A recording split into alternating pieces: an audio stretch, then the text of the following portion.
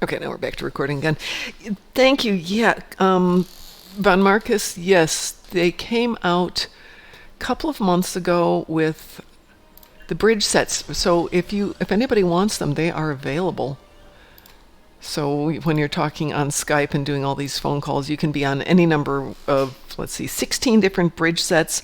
You can be sitting on Kittimer. You can be in the Great Hall. You can be at Start Fleet Command. Tons of bridges, lots of options there. And yes, I of course had to pick a nice green Romulan ship to be on. So let's get back in the game here and off of that thing, because that's boring. There we go. Oh, I didn't mean to be there. Let's find someplace else to be. Let's get back to Risa.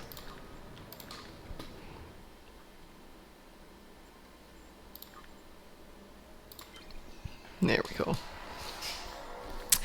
All right, so we had talked yesterday, over the last couple of days, about doing a My Gun is Bigger Than Your Gun game. And let's see if we've got enough people to do that. Captain, incoming message. Hey, Von Marcus, thank you. Yeah. Oh, you're just going to mess Pi up, aren't you? Yep. Okay, KC Chiefs fan. The Romulan story arc is fantastic. If you're going between that and a Ferengi, I have nothing against Ferengi, but oh my God, the Romulan arc is lovely. Absolutely lovely. I cannot tell you how good that is. It was well designed. It plays beautifully. And when you're playing it, things change. So as I said, take the time to do things like look up, look sideways. Don't just look at what you're doing, and realize that this is a beautifully drawn map. And yeah, you can see where it was a big team working on it. But very nice. The other option, Mar Hawkman, are you going to be around tomorrow? Because otherwise we can do Found of the Foundry, or we can do Gun Battle today. And we'll do Battleships tomorrow. We'll do some more 6 Degrees tomorrow. And depending on who's on at 5 o'clock, we may do Iron Barbies at 5 o'clock today. But we want to make sure there's enough people here who want to play Iron Barbies. I am not a Barbie girl. But are you in a Barbie world? Clearly in a Barbie world. Let's see if I've got any other good quotes while we're waiting here. Yeah, we can throw quotes at them. Yeah, let's throw a quote at them. I am Kirak!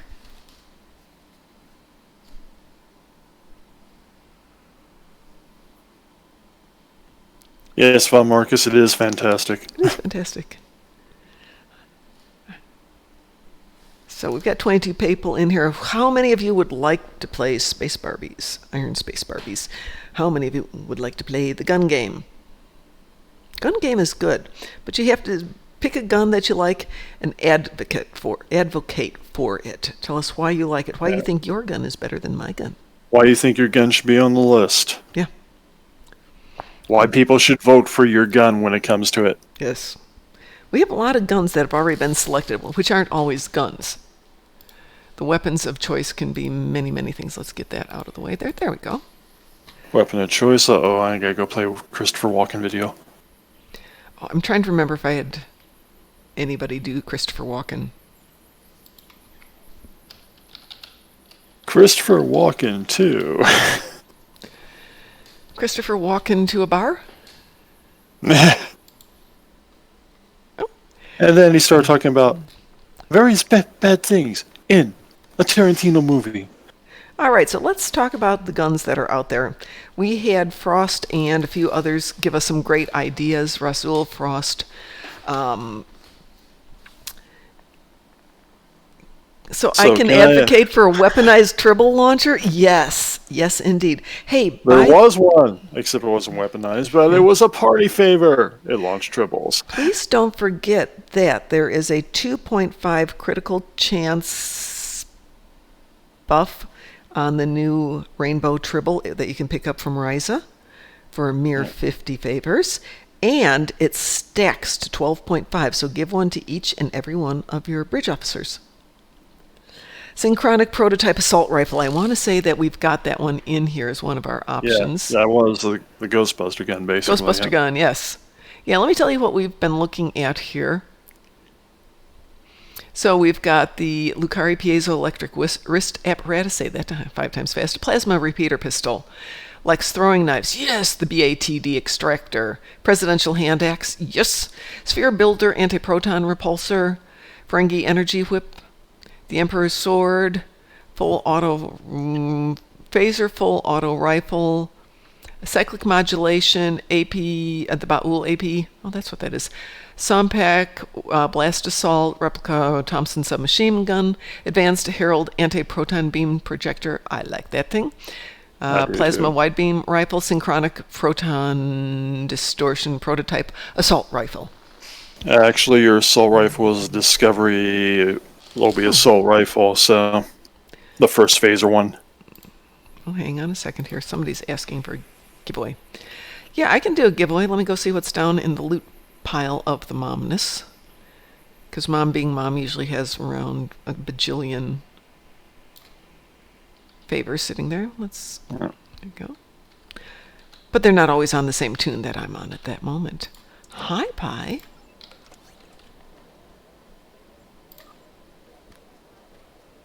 Oh, yeah, I've got a couple thousand sitting here. We can do that. All right, we're going to do a giveaway. Do I have to be in-game for the giveaway? No, you do not have to be in-game for the giveaway. However, you do have to play on PC. Yeah, you have to play on PC. We can't do giveaways to people who play on console because it doesn't go that way. Did you have any particular way you'd like that to be given away, Pi?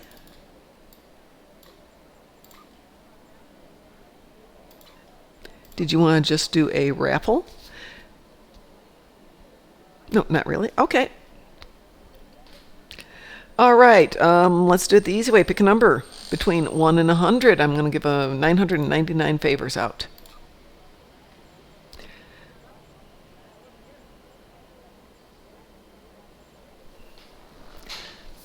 Yeah, you can use the bot, Pi. That would be awesome. Oh, hold it. The bot is whoever picks it first. Nah, we'll just do a random roll. So Trooper's got 1023, Von Marcus has 58, Mr. Dave has 69, Taco Pita has 72. Come on. Dum, dum, dum. Pick a number 1 to 100 that hasn't been picked already. 12 for Pi. Everybody's picking high numbers. Let's get some variety in there.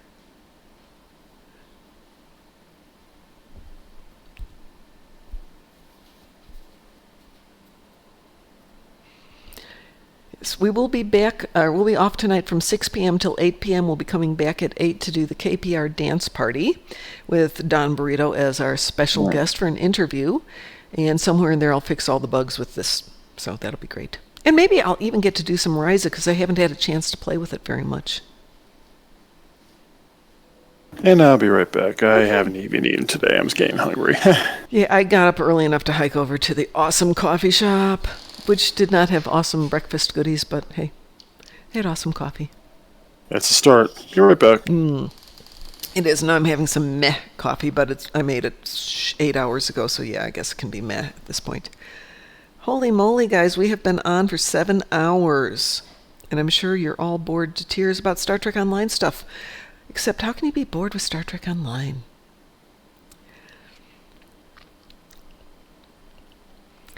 Hi, 2,000 favors? Pfft, keep them.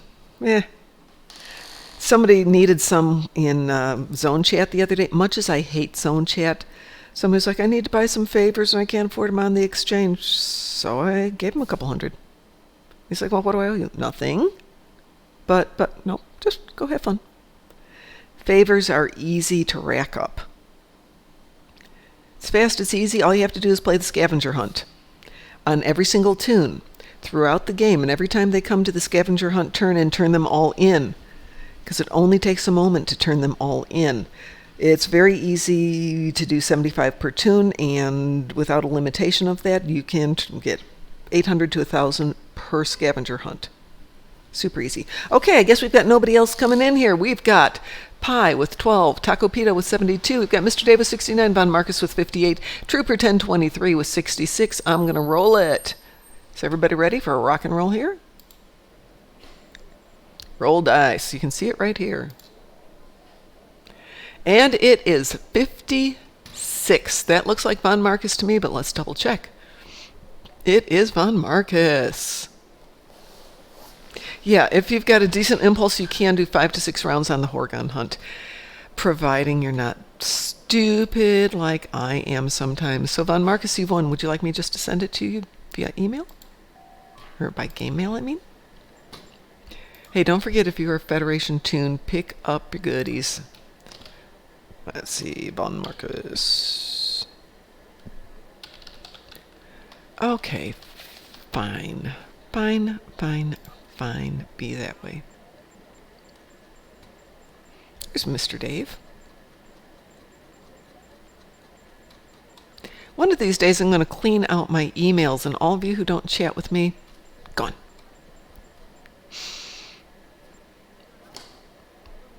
Von Marcus, what's your @ sign? At Duffy. Thank you. No wonder I'm not getting you. There we are.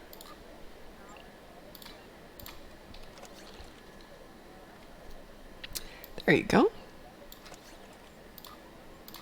And they're on their way to you, sir. Did I just block you? I'm so sorry, Pi. Did I do that again? I have done that, and I did not block you. You're right there. See? Not blocked. Nyeh. I did not block you. I've done that, though. I've been talking with people and blocked them by mistake. All right, so we have talked a lot about story arcs. Obviously, we just talked about the Rami arc and the whole art behind it. And yes, I have lots of questions to ask, but I also know they can't tell us stuff. I got to give them credit at Cryptic. I have been to dance parties and drinking events and stuff. Obviously, not drinking events like that, but they're not going to tell you anything. They're not allowed to tell you, and they're not going to tell you. And I don't blame them. It's their job of awesome.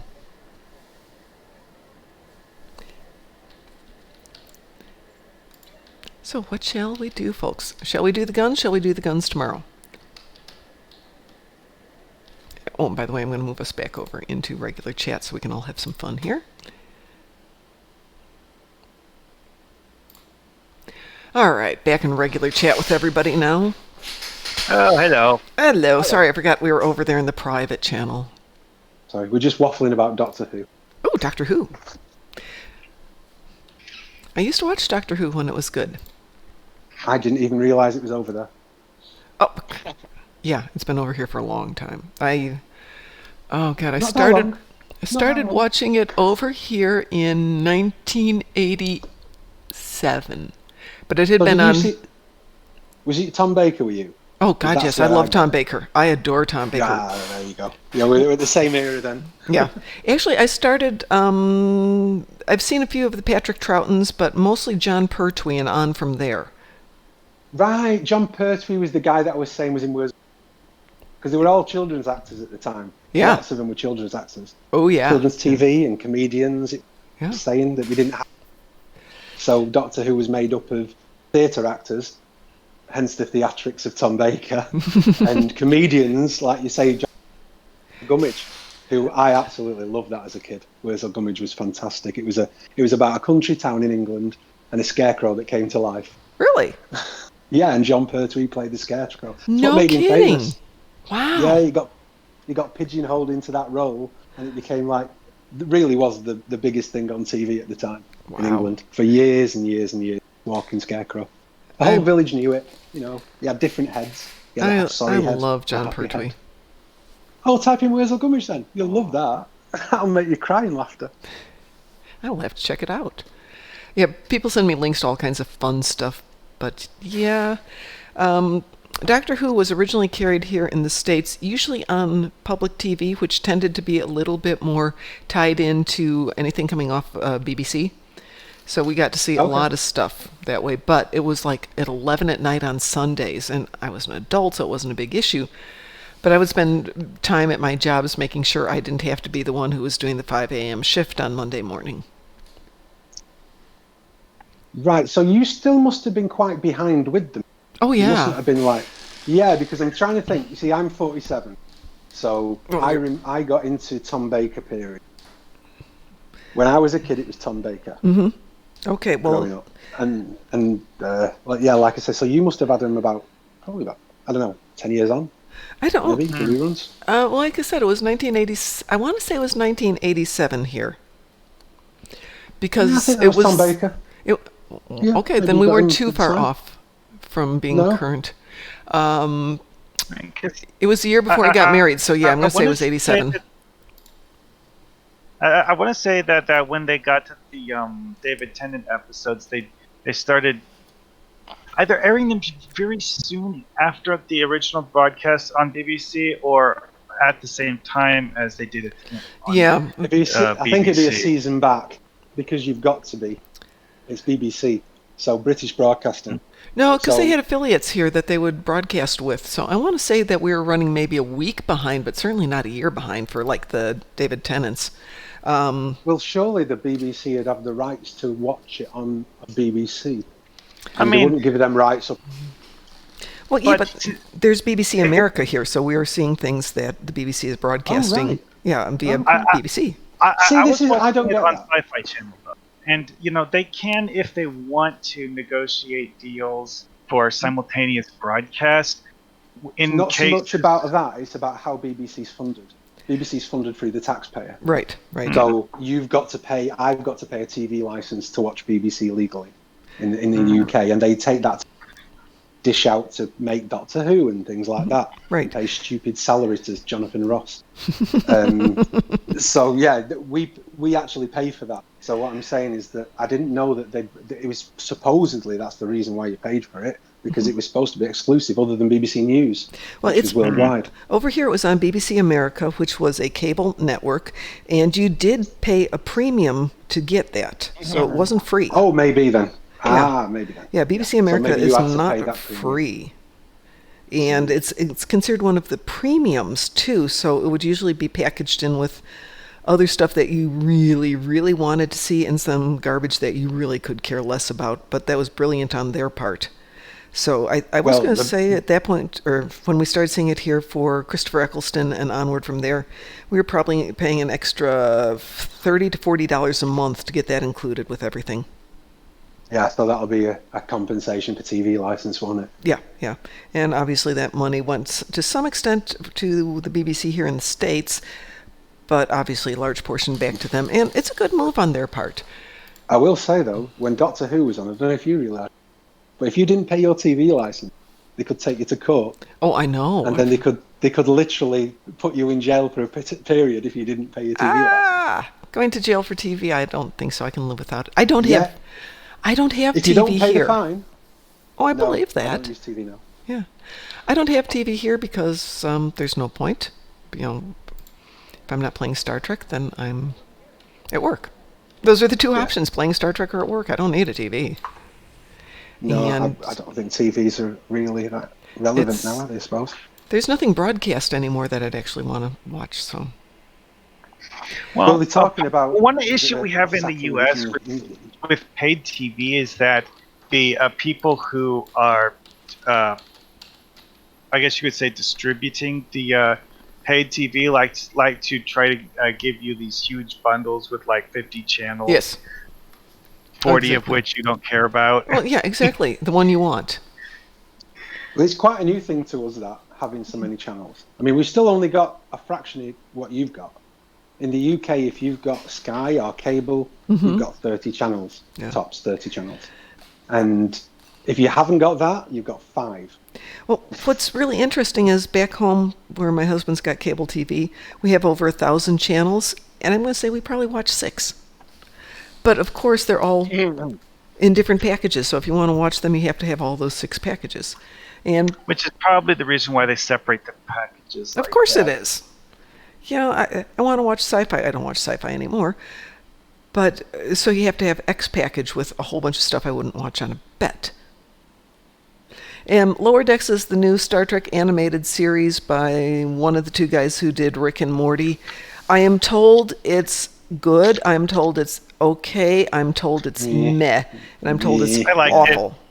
I So find meh. until I see it, I'll go watch it. But you've got to watch Renegades. Renegades. Renegades is really good. Renegades Yeah, is they- the...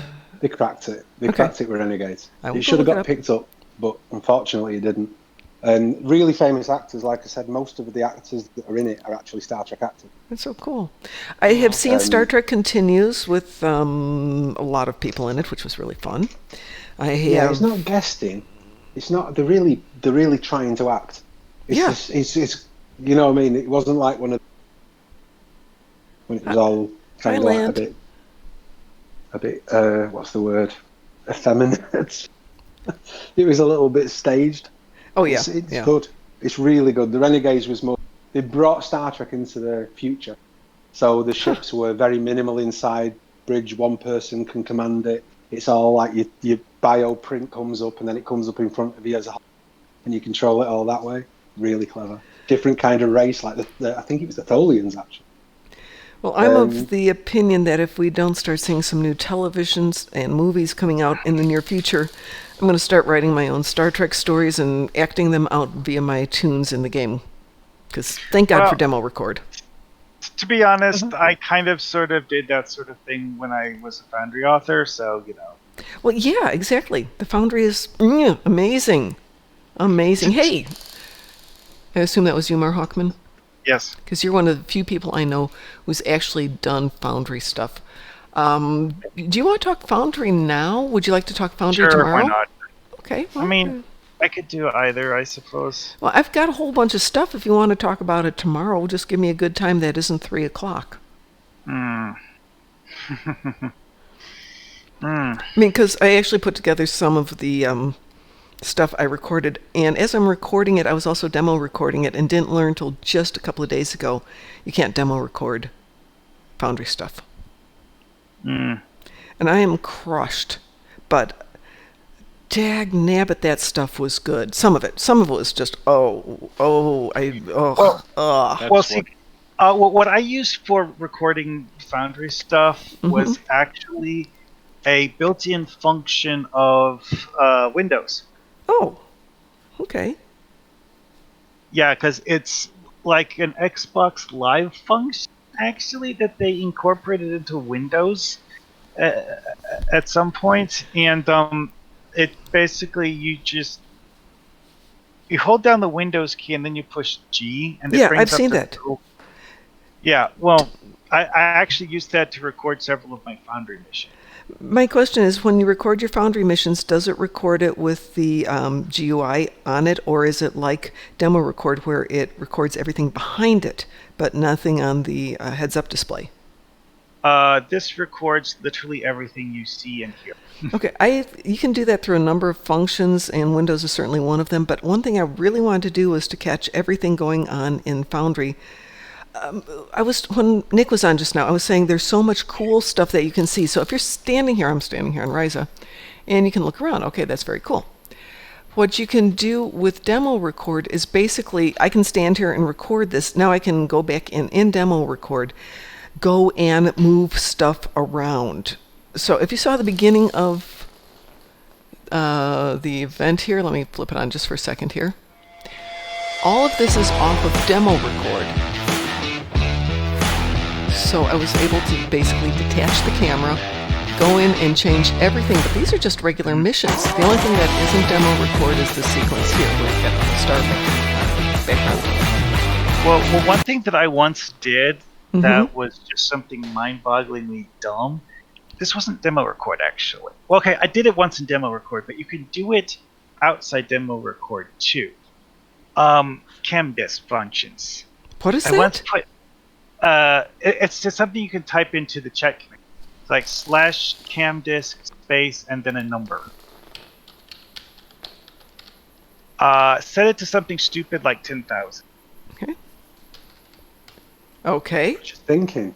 Do you know when you was talking about doing that sort of thing with set? Dist. D-I-S-T. D-I-S-T, thank you. Okay, so I've set it to 10,000. Then you're supposed to. Oh! That's sweet!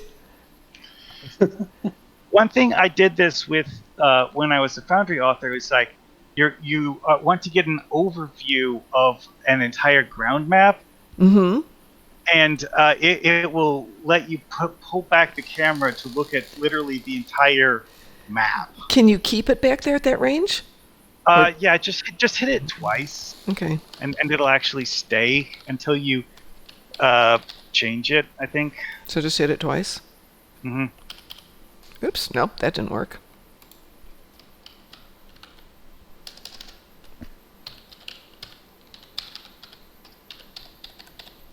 So hit enter twice for it, or enter it twice? You have to enter the command twice because for some reason anything outside the normal number, it's like, oh, are you sure you meant to do that? Oh, for chat stuff, you can actually just like push enter, then push the up arrow key, and it'll like automatically go back to the previous thing you put in. See, because it didn't actually finish panning out the first time, because it started to reset the camera before it even finished panning all the way out. Wow. That is cool. I'm going to have to play with that.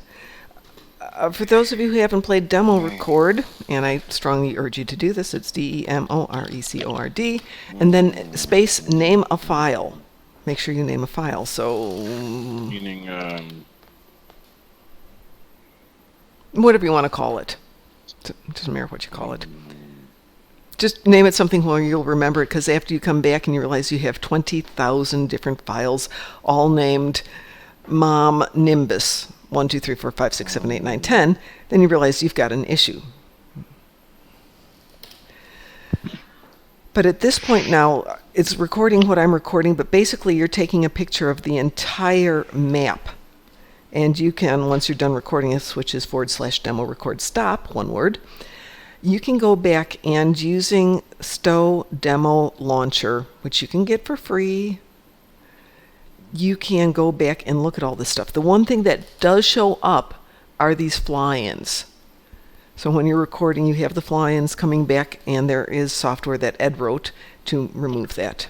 So yay, Ed. Also with the fly-ins, like friend whatever has logged off, you can push F12 to rearrange the HUD and put that like at the top edge of the screen or bottom edge of the screen where people won't notice it as much. Notifications. Yeah, we'll put it down there. Good, thank you.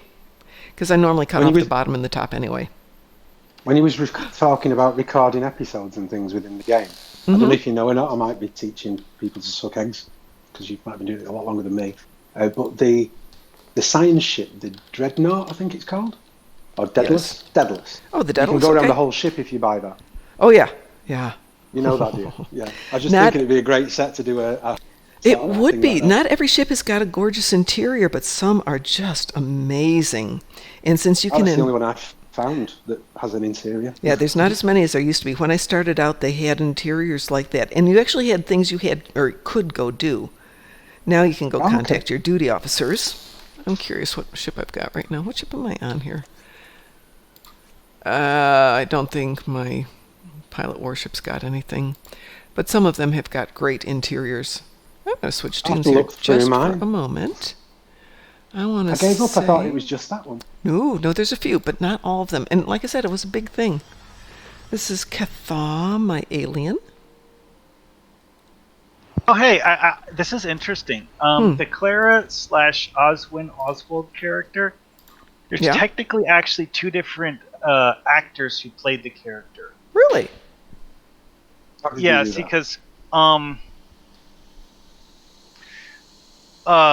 whenever she did a Dalek voice, it wasn't the normal actress. It was a guy by the name of Nicholas Briggs who did the Dalek voice. Yeah. Wow. Yeah, but that's sketchy saying that it's two different people.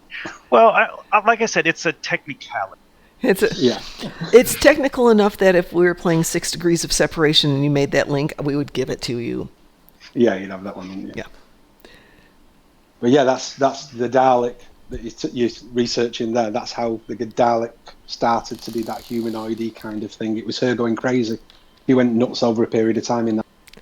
Oh, and when they decided they wanted to have a younger version of her, it wasn't an adult yet, they had someone named Sophie Downham play the character. I remember that. Yeah, she played the girl with the beans.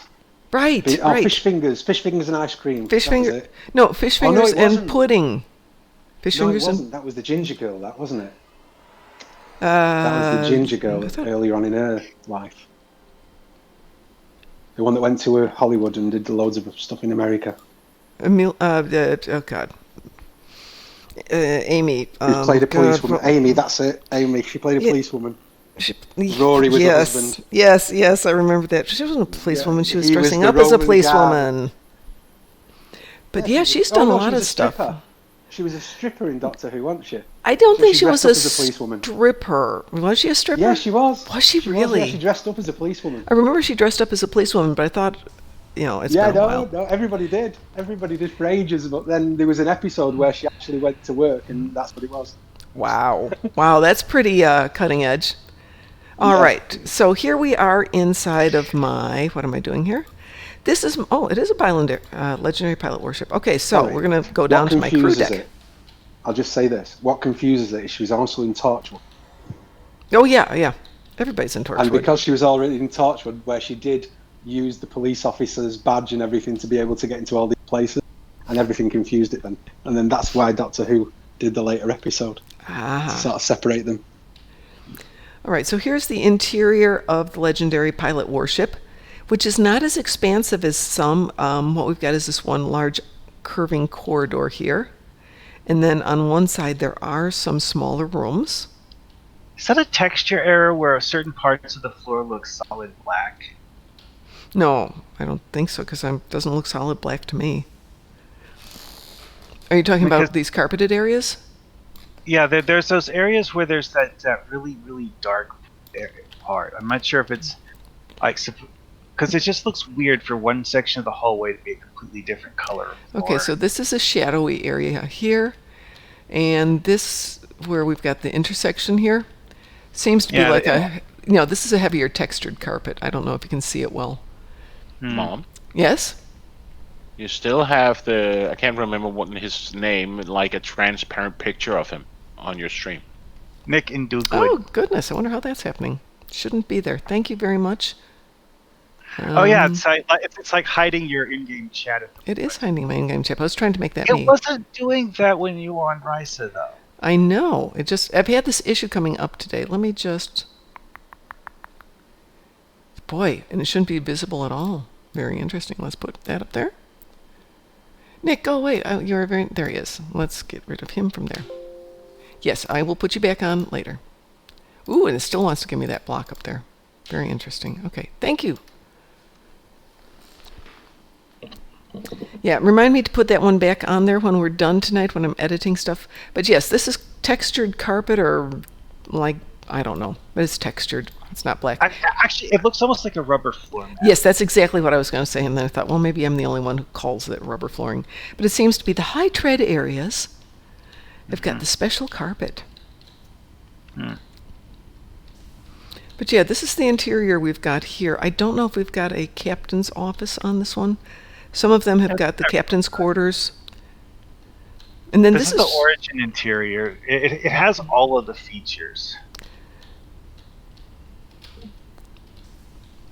Yeah, on one of the original ships that you get when you're starting out, I want to say maybe the third level, they have got the full ship interior. So multiple levels, crew, engineering, your quarters, things like that. Very nice. A bunch of fake doors that go nowhere. Yeah, I think the black ones go someplace. Here we are in sick bay. There's actually something I did in a few of the Foundry missions I did when you built Foundry maps, you would have multiple different colors of doors to choose from. Mm-hmm. And the ones who were like the plain beige color, I would use those as doors that didn't actually open. Wow. Did you tell people, or did you let them walk into doors like I do all the time? Well, it's just that the mission objective says you're supposed to go the other way. Well, I like it when I'm doing something like, today we're playing, at home, Quark's Lucky 7. Doors you can enter are green lights. The doors you can't enter have red lights. It makes my life easier. Well, like the one that went to the medical bay, that one's a blue door. Well, that makes sense. It's blue for medical, blue for science. And then you have this other one over here that it does open, but yeah. And here we are in the captain's quarters. Big room. Yeah, the actual official cryptic maps use the color coding for, I guess, just like indicating which function the door serves on the ship. That makes some degree of sense. Let's see if I can lie down here. By a peak wall, round wall. Oh, good. I'm standing up and sleeping. Thank you so much. Let's try sleeping.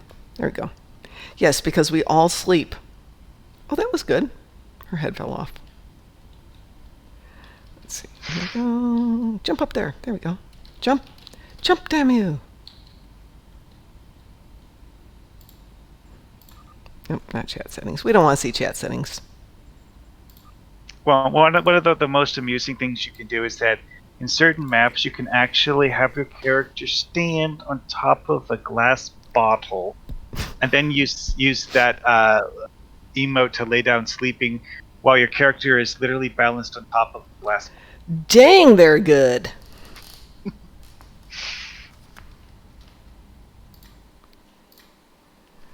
Alright, so yeah, ship interiors are nice when you've got them. Not every ship has an interior. The functions are there. You can do them all from the bridge. But, you know, if you've dropped real money on a ship, I would like to see a real interior on those. And I get it. It's expensive. It's detail work. It's hard to do. And I think that may be one reason why we've got these huge interiors. Because making things small and tight has got to be challenging. But in real life, you wouldn't have a ship with this big of an interior because that's a lot of materials. That's actually one of the things that people have commented on in the TV show, is that you measure the length of the hallways, and then you look at the supposed size of the outside of the ship, and you're like, wait a second. Yeah. Yeah, it doesn't work that way. Yeah, it doesn't work that way. No, it doesn't work that way. Okay, let's see if I can put that up there. Stick that down there. There we go. Everything's back. Excuse me 1 second.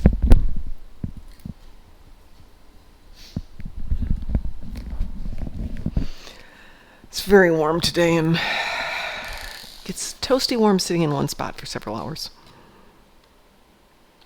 Oh, I guess we're back in uniform again.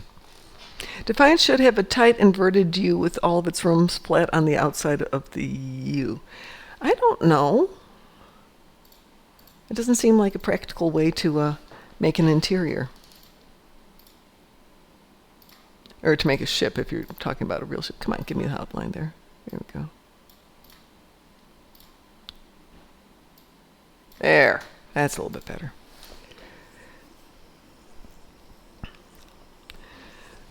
And those windows on the inside of the U looking out and down is on the underside of the Defiant. How do we know they're looking out and down? We don't have gravity in space. Maybe they're all just looking out and the floors change.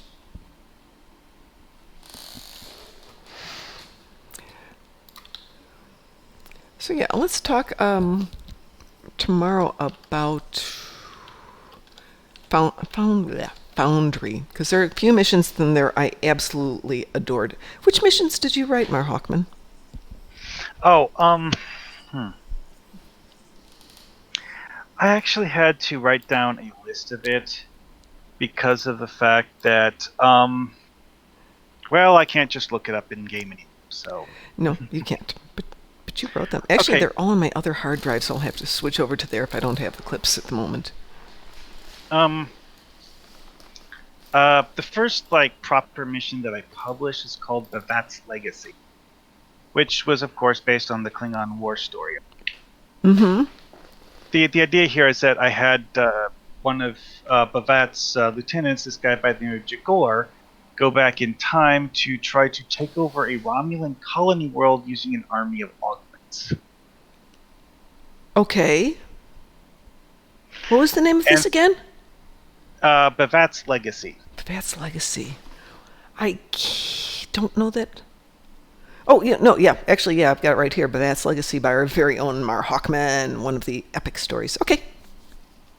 I never actually finished that. I stopped working on it because I realized that the mission was getting to be quite long. And I'm like, okay, so you know what? It takes 30 minutes to play through this. So let's just make a part 2. Yeah. And I never actually finished writing part 2 before the time it was There were some that were extremely long and got cut up into segments that kind of missed the point by the time they got done, which is very common when you're writing these massive stories. Well, with Bavette's Legacy, one of the things I wanted to do is do this temporal loop thing. Mm-hmm. Again, though, so I didn't actually finish it, so they kind of missed the whole temporal loop thing. But you start off by getting contacted by one of the Federation's trustworthy temporal operative guys, and you get told to go to Gateway, because we actually had the Gateway ground map in the Foundry. Mm-hmm. So you go there, you find a bunch of Klingons there, you have to shoot them because apparently Gateway was how they went back in time in the first place. But since they took with them this temporal shield device, you can't actually time travel to the point where they entered the past. So you have to enter the past significant distance away in three-dimensional space and several weeks later. So they've already started their little plan. Mm-hmm. But the whole temporal loop thing comes in with one of the things you bring with you is a special time weapon grenade, where you find the temporal shield device that they'd used to prevent you from time traveling back to the place and time that they arrived on the colony world in the past. You use this device to destroy it. It also destroys it in the past, and thus you can time travel back again to the place and time when they entered the Romulan colony world to basically remove them from the past completely. That's an interesting premise. The problem here is that I got to the point where you are going to enter their base to stop them, and that's the part I didn't finish. Bummer. There were a number of stories, and we'll talk about this more tomorrow, but there were a number of stories that were unbelievably well written, and they had completely different graphics in maps that we've never really encountered. And then there would be a sticking point where one of them was you had to figure a way to turn off some steam vents.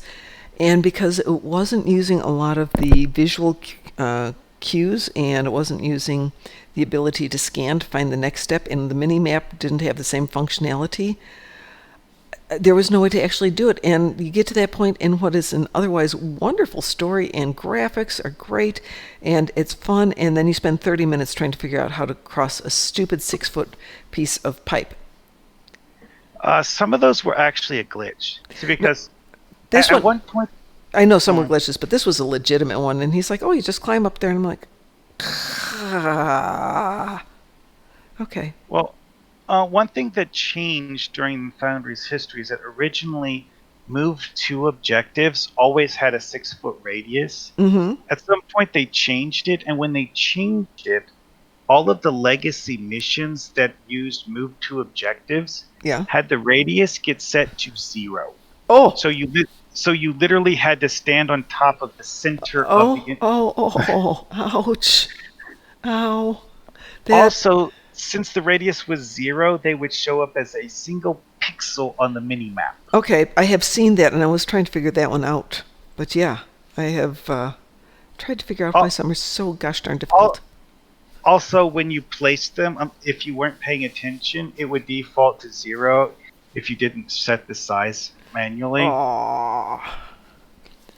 But even with all that, the stories could be fantastic, and there were some that were just, oh my god, this is so bad. I can't play this. This is offensive. And I realize you can get away with just about anything as long as you're not vulgar, rude, or horrible, but there are some that were just awful. Some were really, really good. It used to be you'd get extra dilithium for doing them, at least one a day, and some were so good. And obviously with the Endeavors coming out, you'd have the people who would write those kill ones, and you could go in and, boy, got to kill 60 Zenkethy, you don't really feel like doing Scylla and Charybdis? No problem.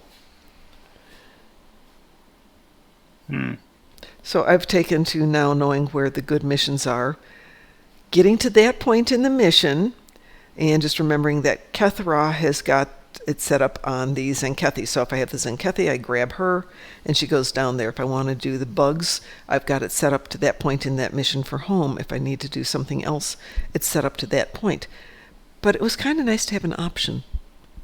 And I never was involved in writing any of the Foundry stuff, and by the time my brain was finally there, it was getting phased out, which is a bummer. The funny thing here, though, is that actually the kill objective missions are something that predated the Endeavor system by a long time. Oh, I know. You could use it to get your 500 kills or your 100 kills to get the accolades. Also loot grinding. Yeah, I used to do that all the time. And, read through it. This one doesn't drop enough, or it drops X amount of loot, but if you get to here and you don't do this, it's not going to drop anymore, so make sure you play it the right way. Great. The devs didn't really like the loot grinder missions because they wanted people to use the Foundry to write stories. They kind of sort of tolerated them because they're like, okay, people, at some point there's this thin line between a mission with a weak story and a lot of combat and something that has no story and a stupid amount of combat. Yeah, I have to say I'll prefer the story ones, but when it got to the Endeavors, the kill ones were great. But there was a point where we were actively working on building our accolades and getting them done. We even had a competition within the fleet to, see who had the highest amount of accolade points. And I was actually... Go ahead. Sorry. Please. I was just going to say, I'm one of the people that did a lot of the Foundry, several of the Foundry Spotlight challenges. Ooh, yeah, I love those. And when the Foundry went down, I had a total of 8 published missions that were like serious story missions. Wow. I'll talk about this more tomorrow, but there was some in the Tempest Fugit, I think it was Tempest Fugit, where the story itself, the action part of it was part of it, but then you've got these 2 characters who were talking, they were having like their own little RPG going on in the middle of your mission. Why did you leave me back there? I had to. I'd been captured by the Borg. Oh, you never told me. I would have come back for you, but I'd been...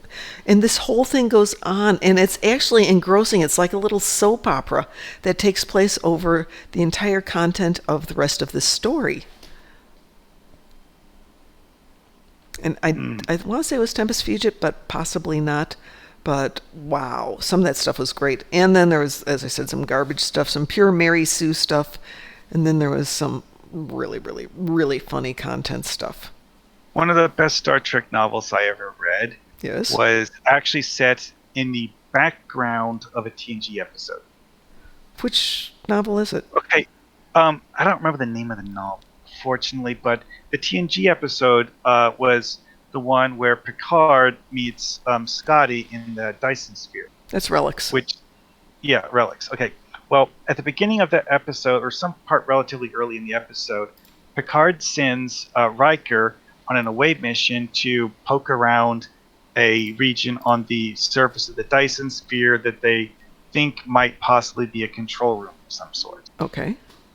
And a few minutes before the episode ends, they beam Riker back to the ship, him and the away team that went with him, all of which were unnamed background characters.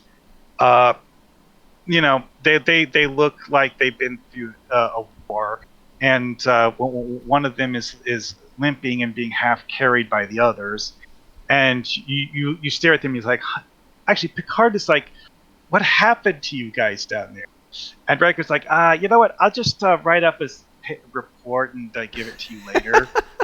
That's all that happens in the episode, and the book is about that. Wow. Yeah, somebody had fun writing that. Yeah.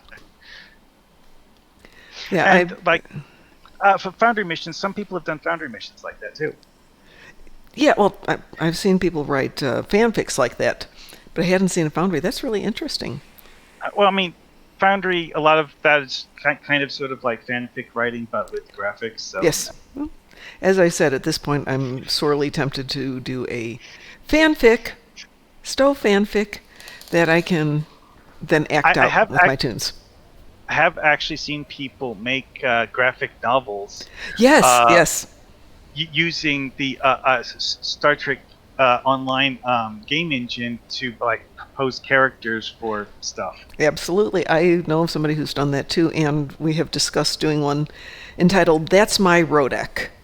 From I actually considered converting some of my Foundry missions to that. It's just I could never figure out how to properly set up things because, dialogue boxes and stuff don't quite work the same as thought balloons and so on and so forth. Well, there's a couple ways to do it. Using demo record to record it, then it allows you to move the cameras to wherever it's a convenient position, and then you can add in dialogue boxes if you've got like Movavi. I don't like Movavi particularly for dialogue boxes, but Microsoft has a number of options for adding that. What did I used to use for dialogue boxes? Oh, I used to use piece of crappy software, but it was great for doing dialogue boxes. One piece of software I never learned the name of, and I didn't even learn that it existed until about a month or so before the Foundry went down. Was someone at some point in time. Okay, you know how Combat Log takes the in-game chat log and parses it to figure out how much damage you're doing and so on and so forth. Someone did that so that you could take specially formatted text in the Foundry chat mission text and put in like specially designed keywords. And then this application would pick that up and use those as prompts to play voice lines. Really? Yeah! Amazing. So it's just one of those things, just like, okay, so someone really did eventually figure out how to add voiceovers to Foundry missions. It's just like third-party application that no one ever talked about on the forums because presumably they were afraid of getting they just didn't want to draw attention from the developers, apparently. Yeah. Well, in doing this convention, we wanted to do it, but we didn't want to do it behind anybody's back, so to start it up, we got in touch with the PR department at Cryptic, and they put us in touch with somebody who put us in touch with Kel, who has been there for us. So, yay, thank you, Kel. We appreciate it. So this one's completely above board. The products that we've had on our commercials have been blessed by CBS, so no problems there. And the music that they're using is also not has been paid for with copyrights and all that stuff. And ours is all copyright free, so hopefully we're not going to get nailed by anybody for doing anything wrong, because we've tried to make sure we're doing it by the book. Always by the book. Hey folks, we're going to be playing Iron Space Barbies in about 9 minutes, so if you would like to join us, we're going to give you the rules, and just like with Iron Chef, you get to go mess around. Fortunately, we have a tailor down here. Yeah, it's over on the docks, near the beam-in point.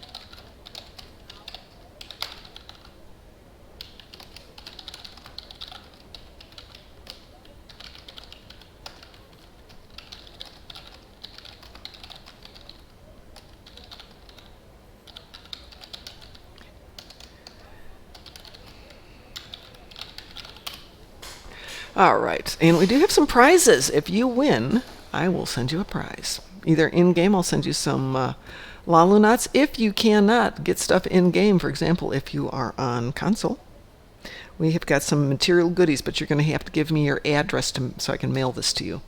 We have got patches from the convention last year, and I have 2 penny arcade pins. So we got real stuff. You do not have to do it here, but you have to let us know where you are.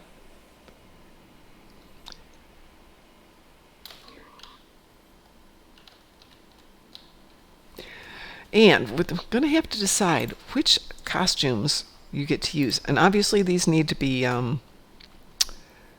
no charge costumes because we don't want anyone having to spend money and we don't want anyone spending money to do things. So let's talk about the game or costume basics. Thank you.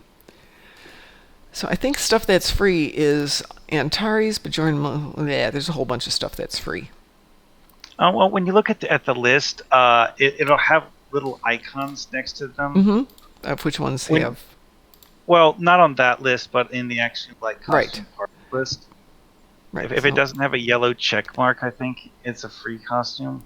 No, the check marks are fine. It's the things that cost money will always come up with the little Zen markers there. So if they've got the Zen things here. Like the badge Enterprise thing. Right. So no Zen stuff. You can use anything free that you've already acquired. But we have to now come up with a theme, just like with Iron Chef. It is your special items is how many ways can you use pig blood in this recipe? Or whatever.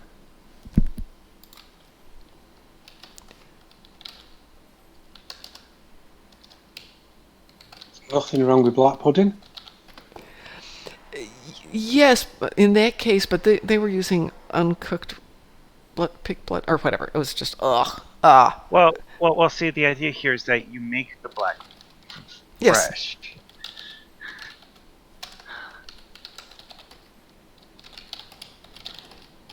But I have to come the cooking process. So Ed just came up and he's been working on developing the Watchmen. He's got a team of Watchmen with Captain. Is it Captain Cuddles? No, it's not Captain Cuddles. Oh, yeah, it's Dr. Manhattan. And he's got the Rorschach, Silk Spectre, Comedian. I can't remember the fourth one he's got in there. But he's got 4 of the Watchmen as his away team, and he's done a great job doing it. I have no idea if he did it with money. I think he did this with his free tunes. And he's like me. Our free tunes are our free tunes, except I did buy them each some of the stuff from the recent charity events, because that's a little different. That was fine. It was going to a good cause. And my tunes needed it like they needed a hole in the head. Thank you very much. All right, so what's our theme going to be? What are we asking our Space Barbie contestants to do?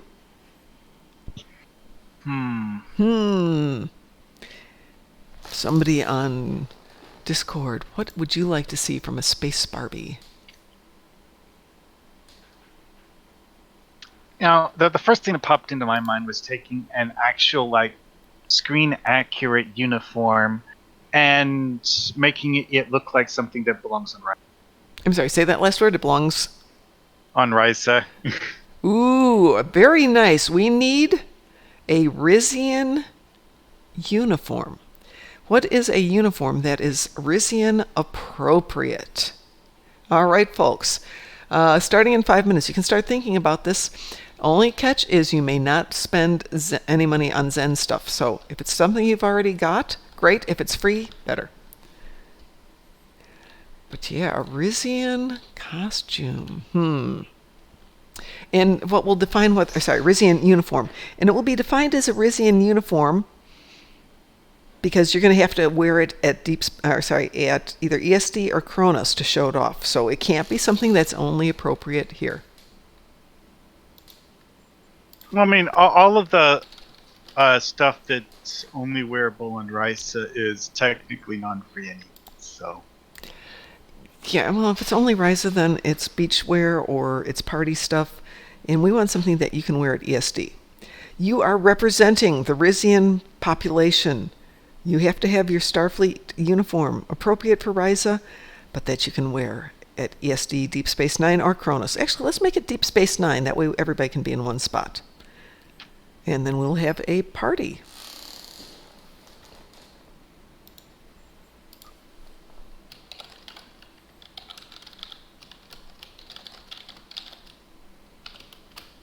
So Aaron says, "How are you?" and smiles, and I said, "I'm fine." But I don't know who Aaron is. Here's Adrian. Aaron. All right, folks, you can go ahead and start figuring out stuff. In the meantime, what shall we do? While people are figuring that out, I'm not sure who's going to be playing, if anybody. I hate doing costumes because I have no sense of creativity. But what the heck? Why not? Why the heck not? We could talk about Foundry missions more. Okay, we could talk about Foundry missions more. So if you're interested in playing Iron Space Barbies, let me know. You know the rules. You can't spend any Zen on anything. We will be mad if you spend Zen on stuff when you can spend Zen on better stuff. And Rizian uniforms. Rizian appropriate uniforms. That's interesting, though, with their interesting attitude towards Jamaharon. I'm wondering what people would come up with, if anyone's playing.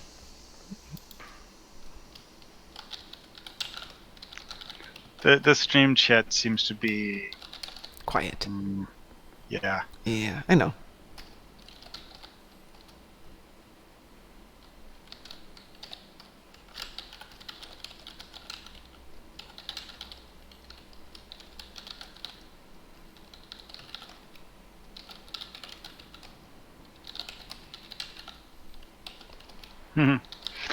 Yeah, well, one of the things I've noticed this year on Rise is that one of the oldest bugs on the Resort Ryza map is still there.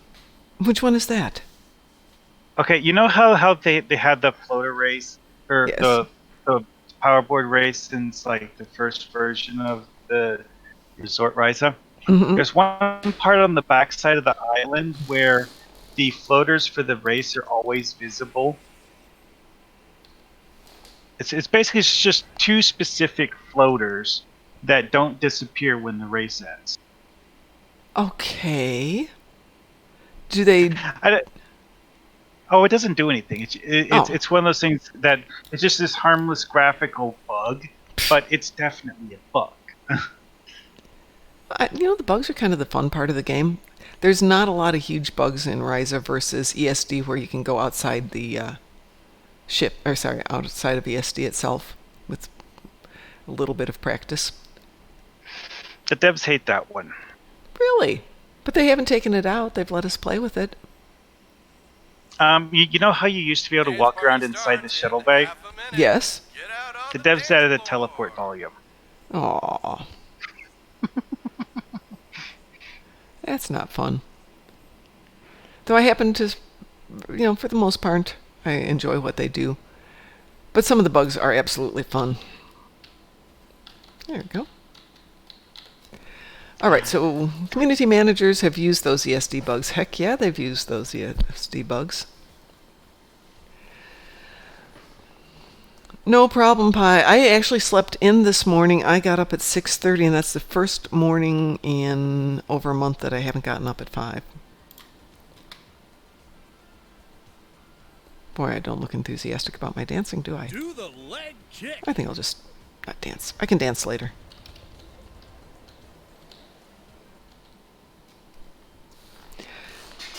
Yes, after talking about Star Trek Online for 7 hours, when you're planning this out, you think you know what people want to do, because in the nights we do certain things and they're wildly popular. In the middle of the afternoon, not so much.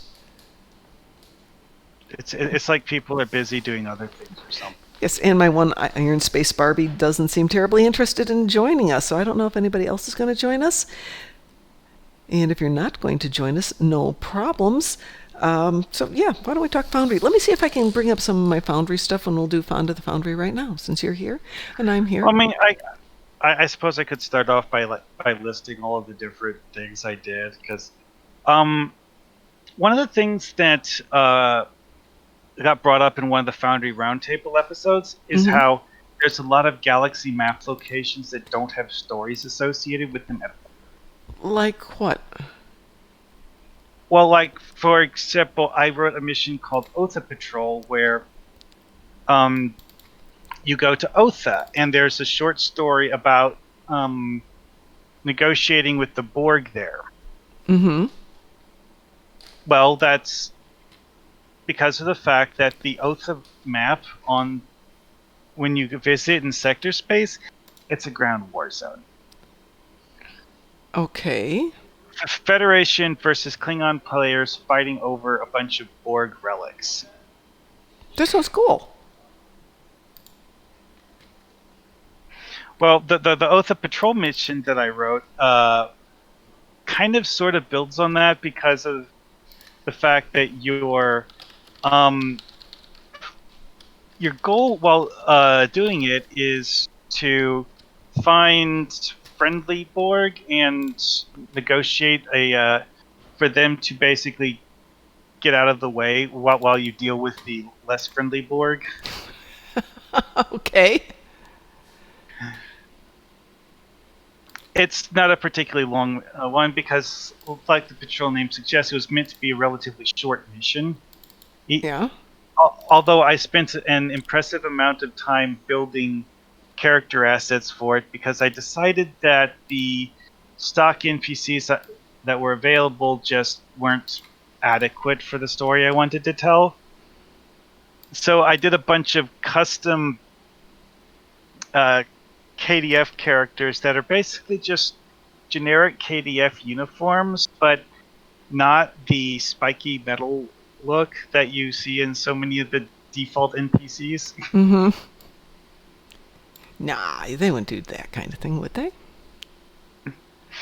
Anyway, well, the Foundry assets didn't actually have all of the variations that you see in the random enemy groups. It had several of them, I think, but I don't think it actually had all of them. And for you have like the Orions, you have pretty much only the bikini style Orions, and yeah. Also, there's certain races you just don't see in them, like Pharasans. They just didn't have generic NPCs for Pharasans at all. Anyway, though. Let's see if I can make this big enough for people to see here.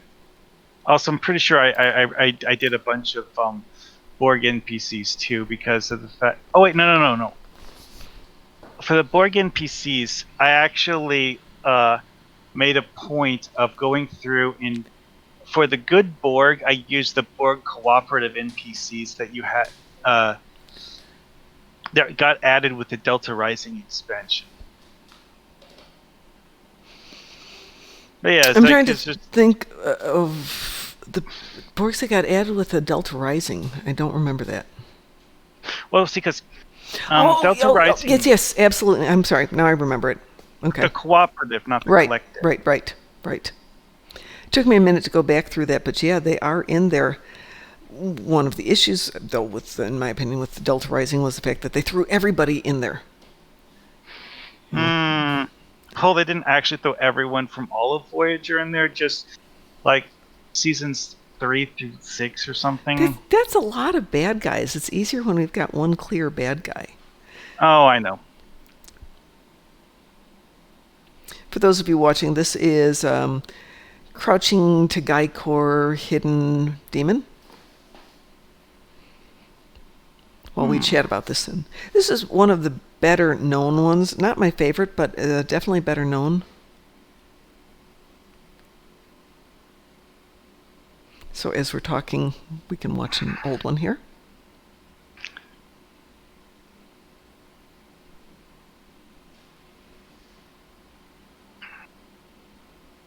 Okay. Let's see here. So one thing I would say one thing with Foundry missions is there was a tendency towards not Mary Sueism, but something akin to it. People who were very focused on their character and not necessarily letting the storyline involve the player, which of course was always the point. Bring in the player. And then again, there's some people who did a great job on that one. It's focused on your interaction with it. There are areas of the original Star Trek Online that really was hopefully going to be more immersive in pulling you into this universe you wanted to be a member of. And being able to write your own stories like this was one of the things that was really interesting to me. So I could be more of this world I wanted to be in. So ignore all the facts that I've got my stuff flipping around on there. This is just when I was hoping, ouch, as I smack my knee and stuff, that I could record all this on demo record and then go back and edit it so people could see it without that. Unfortunately, that doesn't turn out to be an option. So at least I've got some of these left.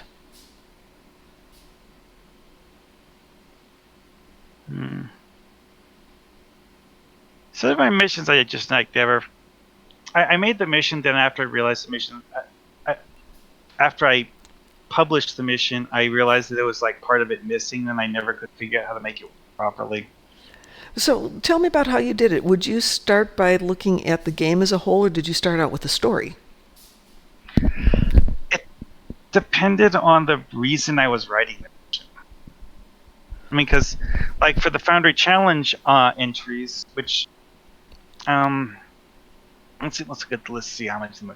See, Diplomacy in the Gamma Quadrant was written as a challenge entry. Okay. Ocampa New Year was written as a challenge entry. Darkness Between the Stars was a challenge entry. And the Beta Rana incident was a challenge entry. Okay, let me ask you a question, though. Ocampans never appeared in the game. Did you create Yes, they did. them? They did? When were Ocampans in the game? Ocampans have been in the game since launch. Really? I'm Admiral trying... Quinn's aide, Linnea, is an Ocampan. No. Can't be. I Yeah. mean, they're more than 4 years old. They must be dead.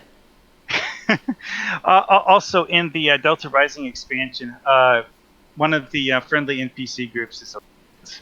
Really? Oh, that's right. You have to go and save an Ocampan freighter at one point. Yeah. I had completely forgotten Ocampans were in here. And maybe that's because I thought that was not one of the better character or alien designs. A lot of people probably think Linnea is a Vulcan because Ocampans aren't particularly distinctive looking. Yeah. And they have pointy ears and not much else to make them look out of the ordinary. But if you look at her pointy ears, they're not Vulcan ears. Oh, heck. Now I'm going to have to go look. I'm sorry, everybody, but I absolutely have to go look at this now. So let me jump back over here. And let's go into... Come on, where are you? Here we go. Yeah, that was the entire reason why I decided I wanted to do a mission about Ocampans, is because of the fact that you barely see them in the game. Wow. Okay, fine. Now I'm going to have to go there and look at them just for that. Let's beam up and go back to Sol, just so I can take a look. Kess was a space elf. That is totally accurate, Trooper. Kess was a space elf.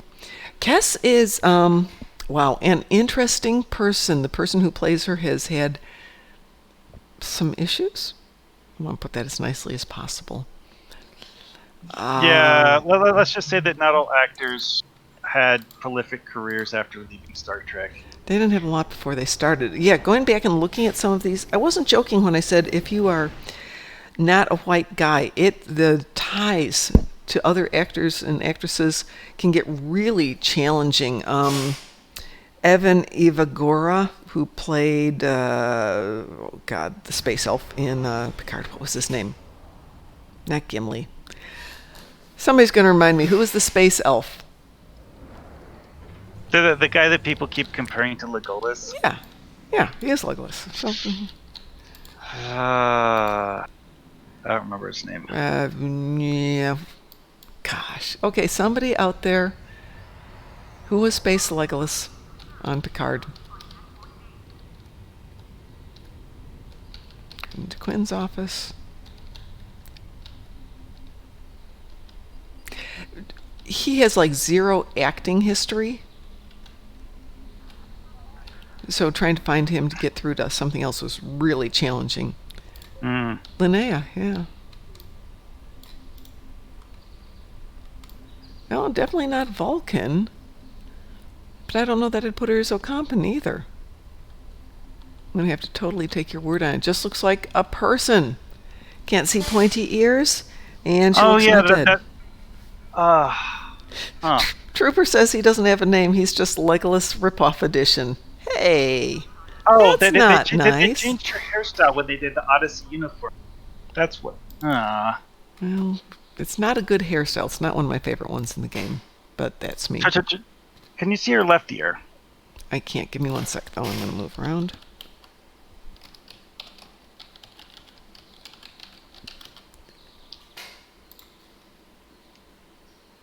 Come on. Wakey, wakey, Mr. Computer. Elnor. He was Elnor. We should remember because it's so close to L. Ron Hubbard. Mm-hmm. Okay, so that's her right ear. Let's see if we can go over and see her left ear.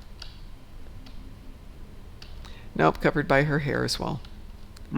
Lady, brush your hair back so we can see your ears. I wonder if they did that on purpose to hide that she's an Ocampan and is still alive. Well, see, because in the original version of her character, you could actually see the ears more clearly. Although I think if you look at the edge of the ear, you'll see that has this weird bifurcation to the edge of the ear, like a double. Yeah, there rim is. of You can even see it from this range. I can't get much closer to her. Well, when you look in the character editor, that particular ear shape is associated with the Ocampan ears that you see Kess had in the TV show. So can you guys see that right there? That little tiny bit where it looks like it's sunk in a little bit against her head? That would be about the only thing that tells you that she's not not what she thinks she is. I have a picture I made at some point in the past of comparing the various ones. See if I can find it.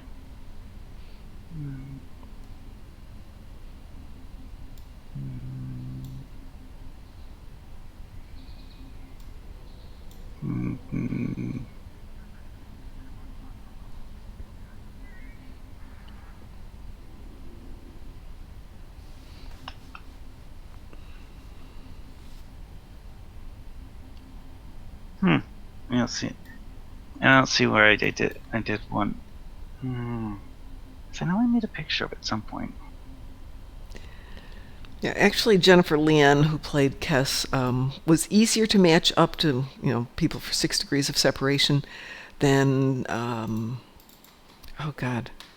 like Tamlin Tamita. She was tough, but she's been around a little bit longer.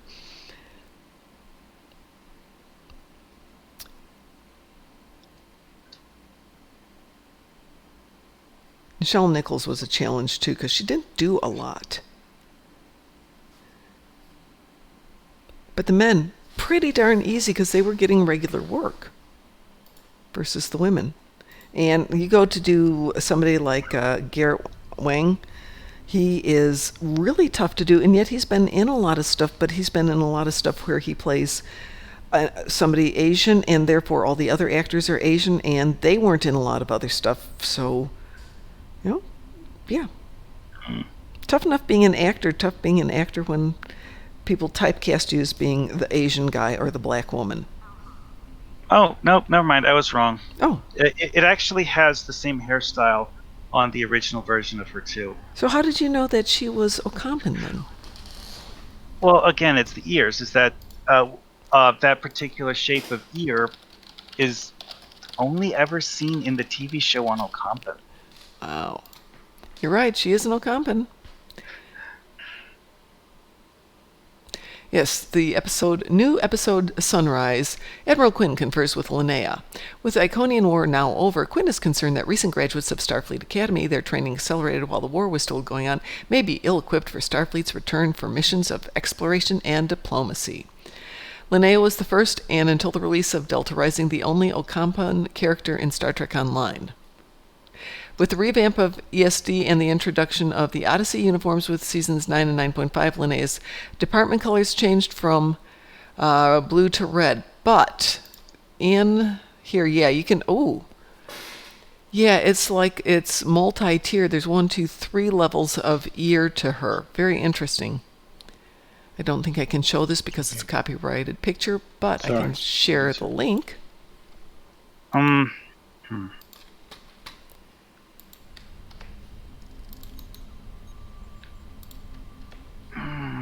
There's a picture of the ear.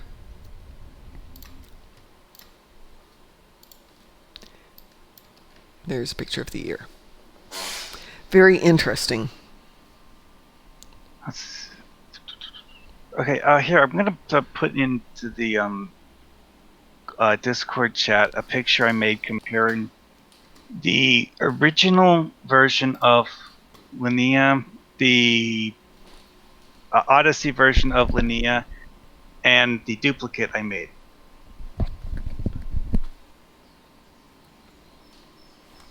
Okay. 1 sec.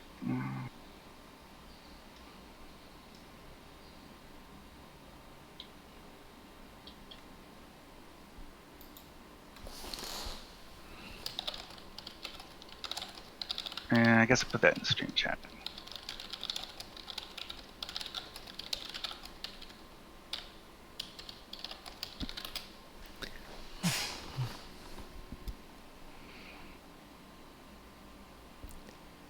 There you go. Okay. Where did you put it?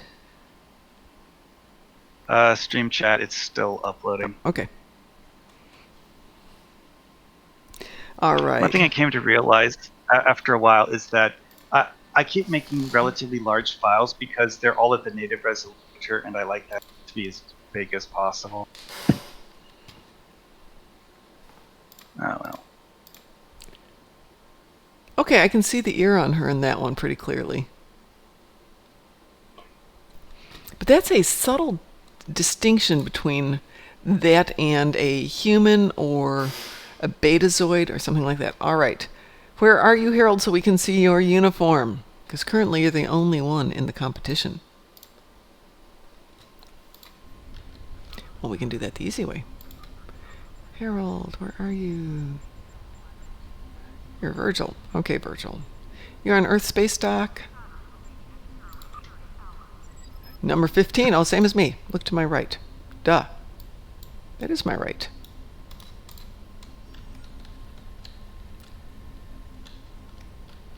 Oh, I have someone in Strike Group chat. Oh.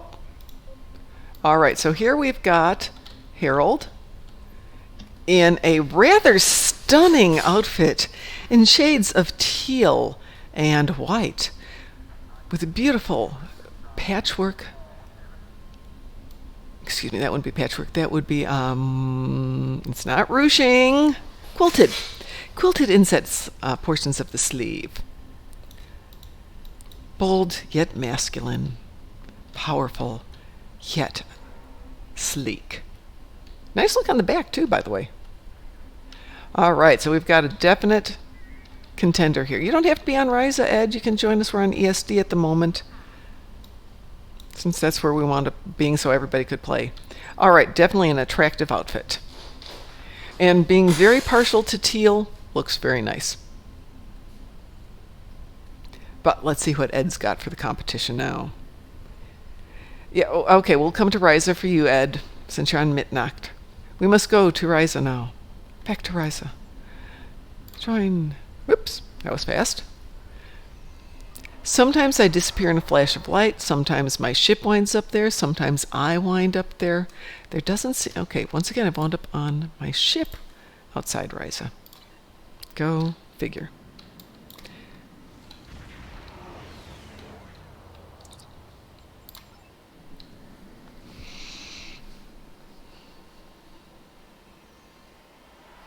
Alrighty, where are you, Ed? I will find you. Ed is on Ryza 48. We're on Ryza 44. Let's see if we can change to his instance. Yes, we can. There's a little bit of space open. So when we were talking with Nick earlier, I mentioned that there seems to be more people in game, and this is an ideal opportunity for, in my opinion, gamers to start taking advantage of the fact that people are at home. So why not enjoy yourselves and, get people to play your game and join you? What have we got here?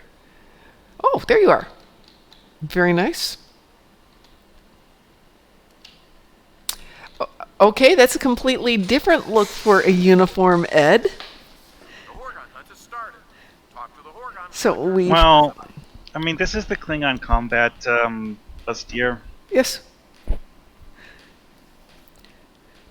I wouldn't say necessarily uniform. Certainly it's an attractive outfit.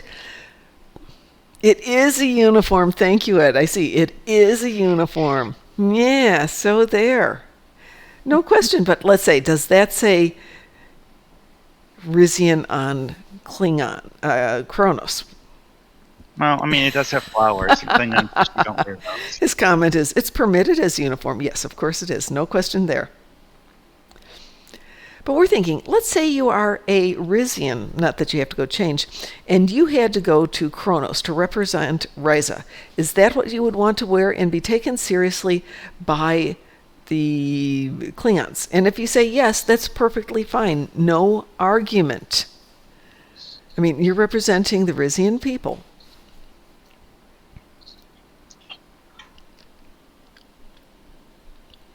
How do you change your instance? Oh, go over to where you've got it in your mini map. Upper right-hand corner where it says, in this case, Ryza number 48. When you left click on that, you'll see it saying Ryza change instance. Click on the change instance, and it will tell you what's available. And then at the bottom, everything that's got, ooh, they're letting 20 players in this? Holy moly, no wonder things are getting kind of boxed up. Also, when you push M to bring up the big map, there's a change instance button on the big Is there? I didn't know that. Huh, so there is. Wow. You learn something new every day. That's impressive. 1, 2, and 3. Currently we have, let me see if I can get a good count here, 72, see if there's anything higher. I'm seeing 72 72 instances, and when you're talking about 20 people per instance, that means we've got roughly 14 to 1,500 people playing Well, at the moment. I would start by calculating it to about 15 per instance because the instances are not complete. This is true, they're not completely full, but every now and then you'll wind up with instances that have more than 20 because friends have invited friends in. Mm-hmm. But that means we have the potential right now of around 1,500 people here. Well over 1,000 for sure. Yeah, and that's just on Ryza, which I think is awesome. I know the first day they had over 100 instances open, and a lot of them were filled up.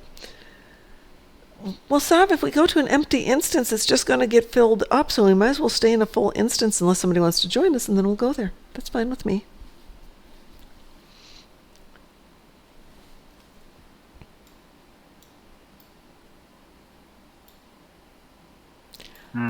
Well, yeah, one of the things about Foundry that was fun is that the devs write stories about this race or that race or the other race. Mm-hmm.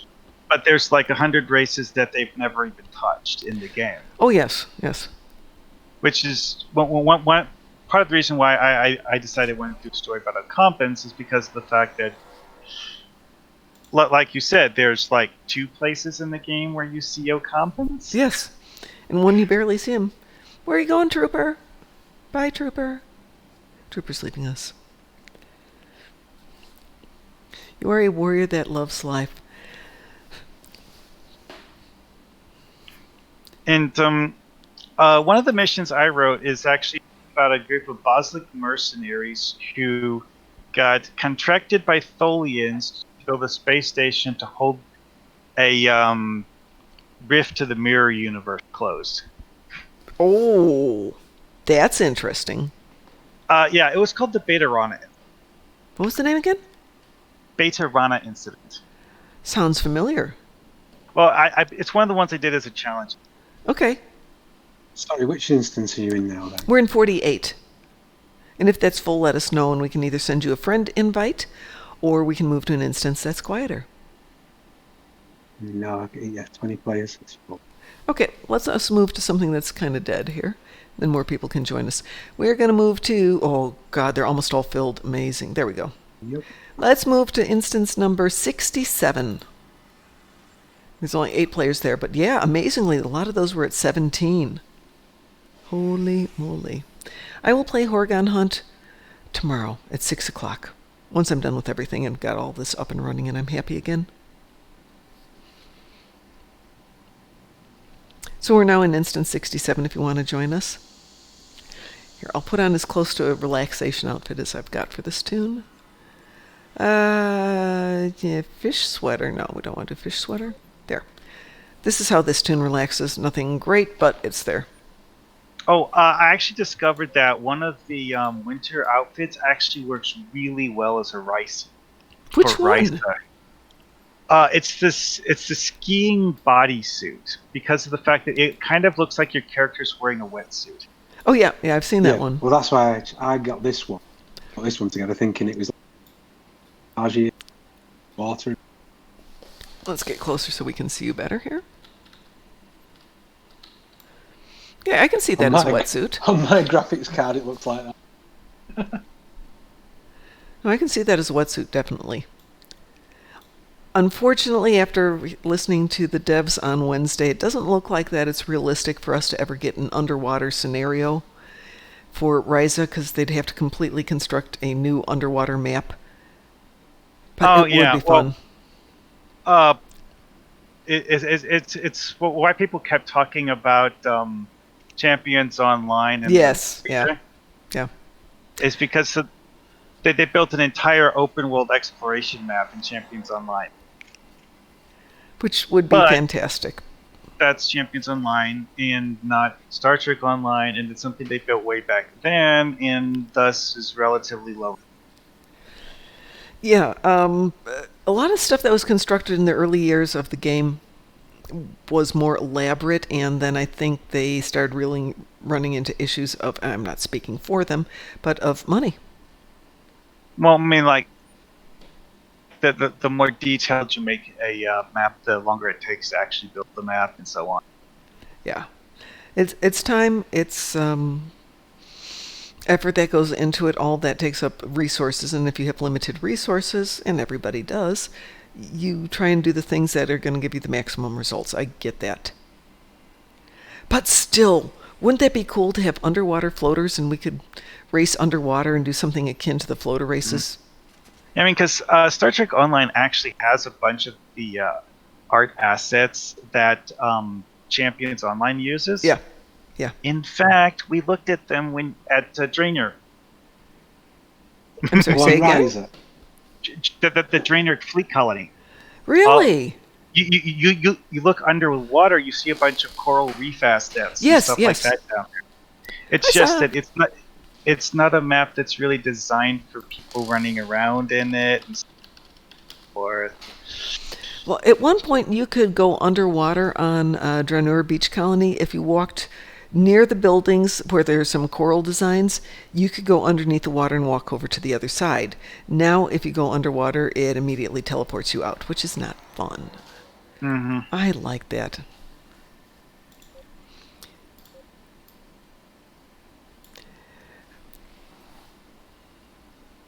See, I am not a big costume. Okay, so obviously, Sav has gotten the rock t-shirts. What does your t-shirt say, Sav? It's obviously Klingon. By the way, if you ever do get to Las Vegas, there is a lady who makes this beautiful jewelry and costumes with phrases in Klingon down one side or up the sleeve, and it's beautiful and well done. And I asked her what one of them meant, and she told me, and I can't repeat it on the air. I'm like, wow. And she goes, yes, but it's in perfect Vulcan. Excuse me, not Klingon, in Vulcan. She did obscene t-shirts in Vulcan. Mm-hmm. It's challenging, but that's pretty cool. I'm not going to buy one, but very cool, because people will ask me. Oh, here, I'll switch to the costume I was talking about. Okay. Let's see here. Remember which character I bought it on, because single character unlocks. I don't buy it for everyone, because I have 19 characters.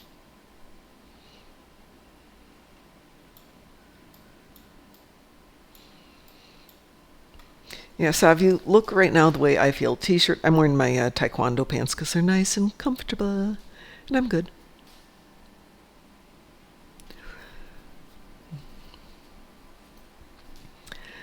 I think to some extent that we make our characters have some aspect of our personalities, or, our appearances. In my case, I have short hair, so that's about as close as this one gets. Ed, of course, looks just like Ed does in real life. Hopefully he's still listening.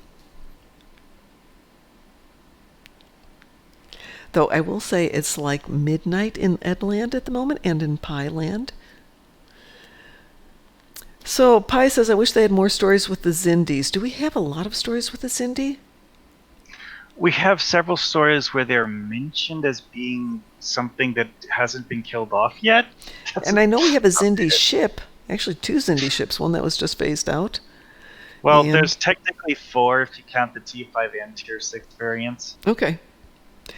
Still, for people that don't appear very often, that's challenging. We don't have it. Excuse me, I'm hiccuping. Hi, Ed. Let's see, there's a bridge officer, several duty officers. You sometimes see NPCs, but Yeah, I have a couple of duty officers, I think. yeah. One of the interesting things is that the bridge officer you get is a Zindi reptilian, but Yes. the friendly NPCs aren't necessarily Zindi reptilians. Yeah, that makes it fair. Okay. So the devs did actually design, the way that they would look if you had bridge officers of those races. Oh, so certain of the Zindi races, for obvious reasons, they're never going to have in the game, like the Zindi aliens or avians, which are canonically extinct. Well, that would be a challenge, though. That could be fun if you did any historical travel ones. Yeah, time travel stuff. That. Looking through these, going, is there anything here that would make a good Rizian? Okay, so costume? the one that I'm wearing is called Winter Snow things. Can you wear that on ESD? It's considered an off-duty outfit. Okay. Yeah, I missed the boat. I thought it was supposed to be a military outfit. No, it's supposed to be a uniform, but one that's appropriate for Ryza. Yeah, this is just something that I looked at after I got it. I was like, this is a thermal undergarment and works. not an actual coat. And when you wear it the way I set it up on Ryza, it looks more like a wetsuit or dry suit than anything designed for cold weather. Well, I'm getting some crazy lag wearing here, so- anything quilted on Ryza. You'll get hot. No, it's You'll supposed to be overheat. temperate and lovely there. Well, You're still the gonna overheat. the thing with this outfit though is that it's rather thin and form-fitting, kind of like a neoprene bodysuit. Yep. Nanoweave material. It's tech. It's a tech shirt, as they call it. Yeah, when we were getting ready to go to Vegas last year, we decided to get tech shirts because it's so freaking cold in the convention centers, which sounds really weird for Vegas, but it's incredibly cold. You know, I do a lot of mountain biking, Mm-hmm. and the best stuff I've ever found for, honest to God, it works. It's a material made out of shellfish. Really? Yeah, I forget the name of it. I had a Santana one, and it's made literally out of krillfish. No. And it dries. That's yeah, amazing.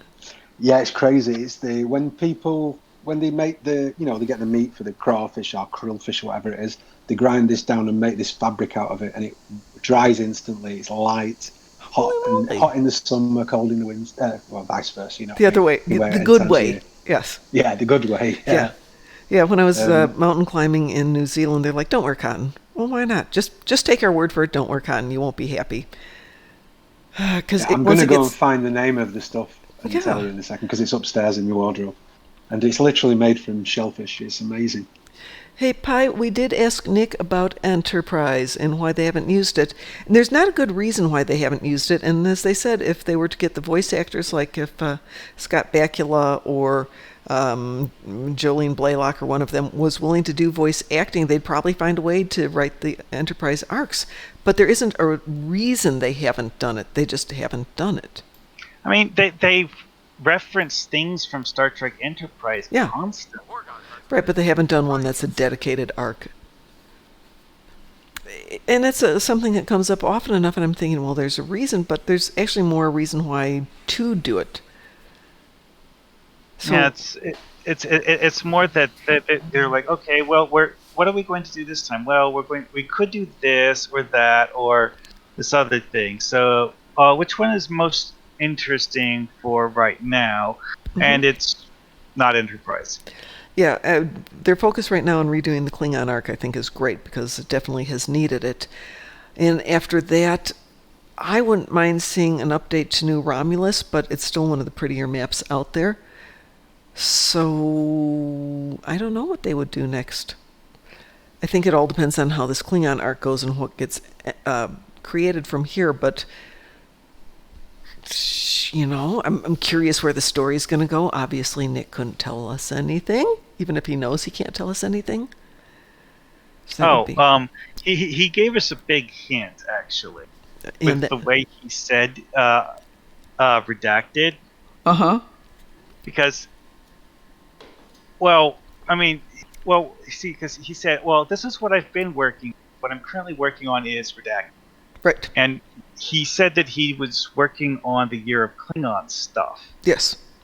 And what he's currently working on is redacted. So it probably means he's working on more Year of Klingon stuff. Well, I'm sure he's working on more Year of Klingon stuff, and he can't tell us. The question is exactly what it's going to look like, or what type of Year of Klingon stuff, I guess you could say. Yeah, I'm just curious where the storyline's going to go, because that is such a cliffhanger, and the idea he put out there, which thank God they can't do. Can you imagine if, until the next story comes out, or the next story arc allows you to do something, imagine that you were not able to access materials and goods from the Federation or from Klingon space. What the heck kind of storyline is that? You have to negotiate with Romulans or the Kabalis, or you have to go out and make a new way to connect with people? That would be both awesome and horrible, but really interesting. Simultaneously. Yeah. I mean, think about it. Everything that we routinely just go over to the bank and buy or get off the exchange, what if you couldn't do that for a month or 6 months while we're waiting for the next stories? And I don't mind waiting 6 months if they come out with that story, quality of story again. That was really good. On a different note, I was not blown away by Measure of Morality. Okay, Sav, we'll see you when you get back. Well, see, the thing with Measure of Morality that's fun is you look at all of these different scenarios, different viewpoints, and you've seen them before. That's fun. The whole Excalibian test thing is exactly as Burnham says, a bunch of bullshit, because the Excalibians don't want to actually make a decision, and they're trying to foist it off on us. True. And it was nice to, have that little throwback to the Excalibians, to Abraham Lincoln, but it's very much a standalone that doesn't tie into anything to the extent, is it even part of a story arc?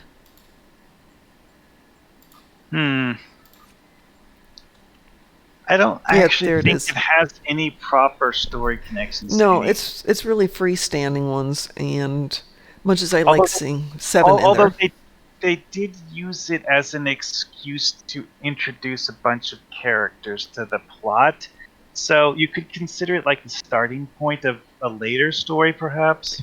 That could be.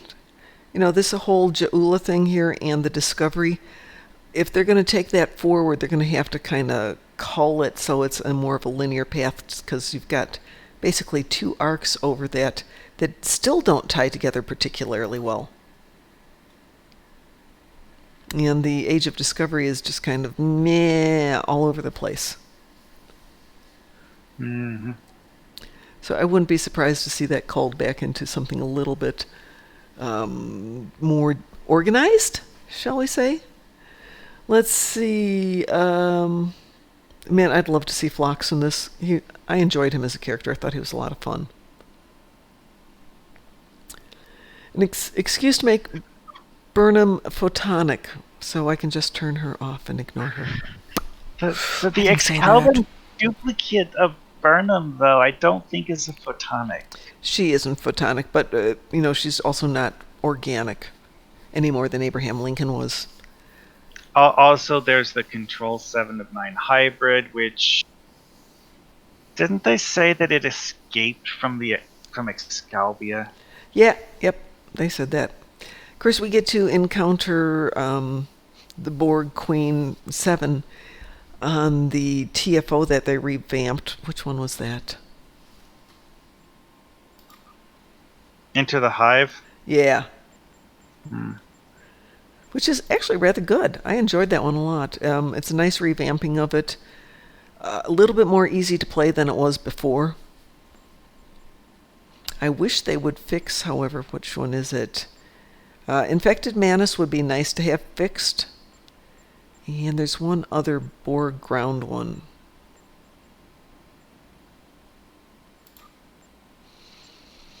Kittimer Stasis. Kittimer in Stasis. That one is... Sorry, Kittimer in Stasis. This one, Infected Manus. There's one more. Cure Applied. Cure Applied with a team that knows what it's doing. Fun. Kittimer with the team that...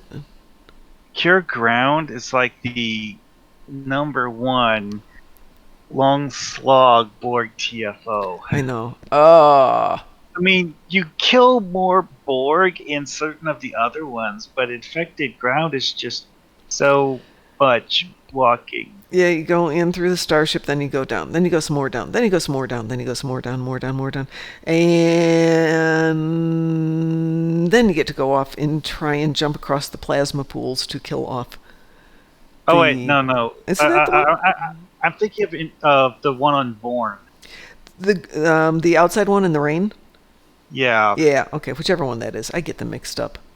Back when they had the old pre-rep TFO system, I once disconnected right before the boss died, and by the time I logged back into the game and walked from the spawn point, because that map only has one spawn point, to where the Borg boss was,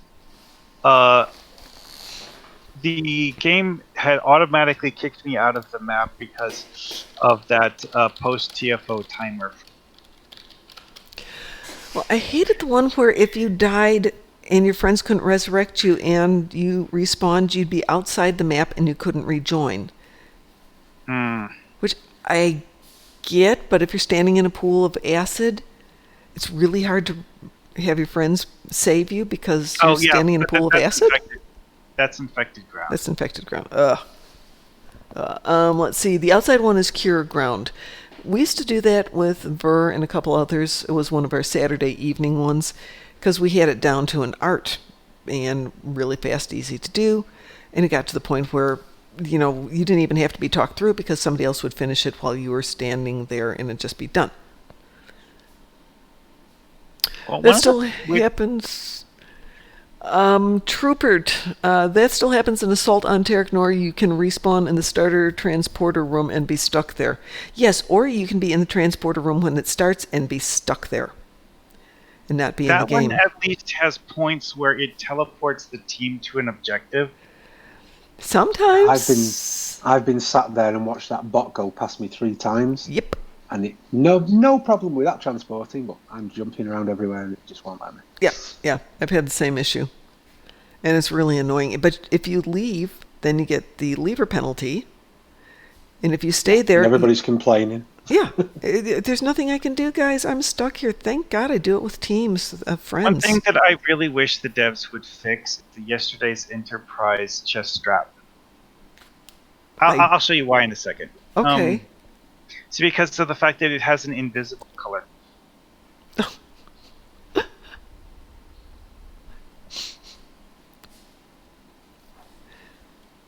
When I was telling you about that material before, it's Sombrio, the company. I went and looked. What's and the it's name made again? from Sombrio, and it's a polyester that's made from krill trim. Wow. Hi, Satalia. How are you? Let me give you the proper greeting here. Just to blow you a kiss. There you go. Very nice to meet you.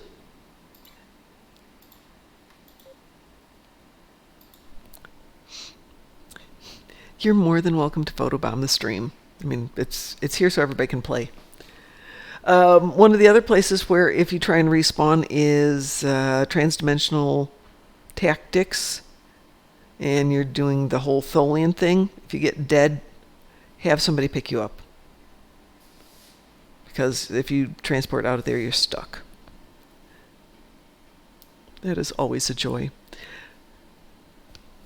On the other hand, then there's some TFOs that are just, okay. Actually, we should do epic or epic fail for TFOs tomorrow. Oh, that would be fun. We just came up with Nukem. Hey, tomorrow we are going to have at least an hour chat on what you would like to see in the game. Not what you would like to see out of the game, but what you'd like to see in the game. Areas that, if it was up to you, you'd bring this in. You'd like that aspect. I know we talked a little bit about it today, but we really want to talk about it tomorrow in depth. So bring your ideas. Okay, check this out. Okay. See the chest strap I'm currently wearing? Yeah. Notice how it's hot pink? Well, yeah, I see it's bright color. What's the default color for that? I don't know. Gray. Great. Okay, yeah, gray, that makes sense. Oh, actually, I have a different outfit. Okay, let me move closer. Oops. Yeah, there we go. Here is the default color. Okay. It's gray. Well, see, here's the thing. It doesn't have a color picker. Oh. The way you change the color is to set the color of a different costume piece in that costume layer, and then change costume parts, and it inherits the color. Sometimes, because it apparently has a very limited color palette, and since you can't see the color palette that it uses by clicking on it, it takes a lot of trial and error to get the color you actually want.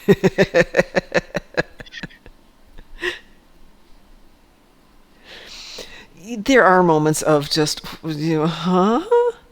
Dante, we are on Ryza 67. Shout if you need an invitation.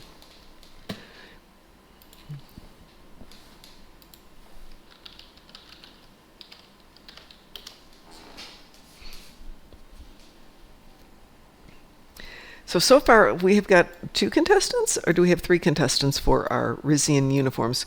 We've got Ed, we've got Harold. You guys can come on over here if you want to. Sav left, so that doesn't count. Captain, was that going to be your costume for the contest, or just showing off? No, I was just playing Elsa. because I thought you was designing a Ryzen military kind of thing. Well, we were just having fun. This was Space Barbie, since everybody likes to play Space Barbies, except I think for me. I've never played Space Barbie before. I am kind of curious what Trooper has for the face attachment. I have no idea. It looks very Borgian, very 7 of 9-ish. What's your face attachment, Trooper? Actually, I think it might be a tattoo. Saren, by tokens, do you mean favors? Or is that a tattoo? How many do you need? The spiky thing on top is a crown. I thought it's his unicorn horn.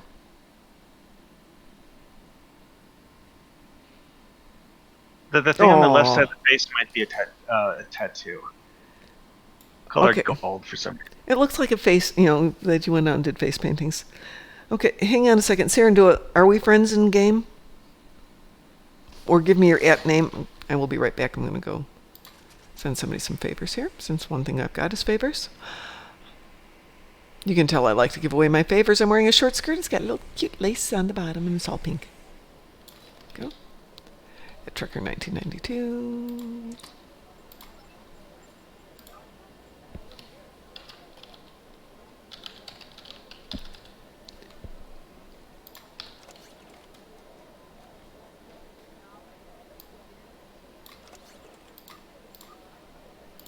There you go. That should make your life easier for a few minutes.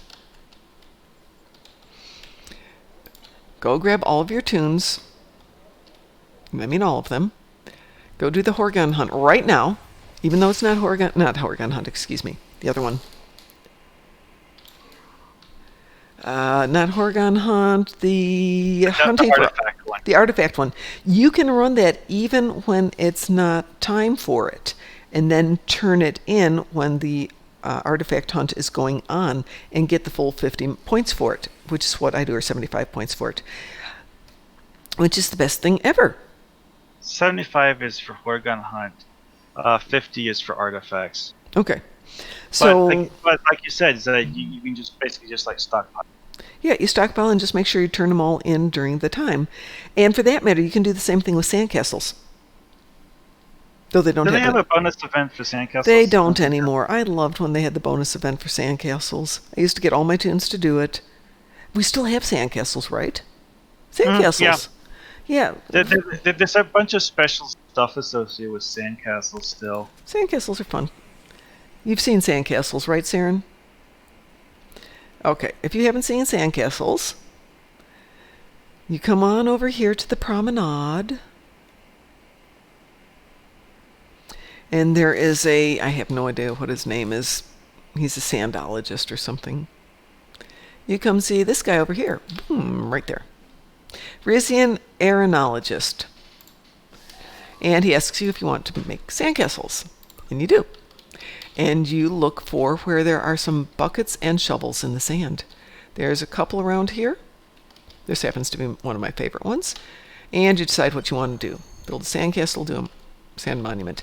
So if it says you need some damp sand, you come out here and you get some damp sand. I'm going to back up. Damn sand. I know. Oh, that damp sand, it gets everywhere. I hate sand. Damn sand. And you have to get 100% of your sand. Oops. Then you run back up I here. actually think there's an accolade of doing all the ones. Oh, there is, Yeah. absolutely.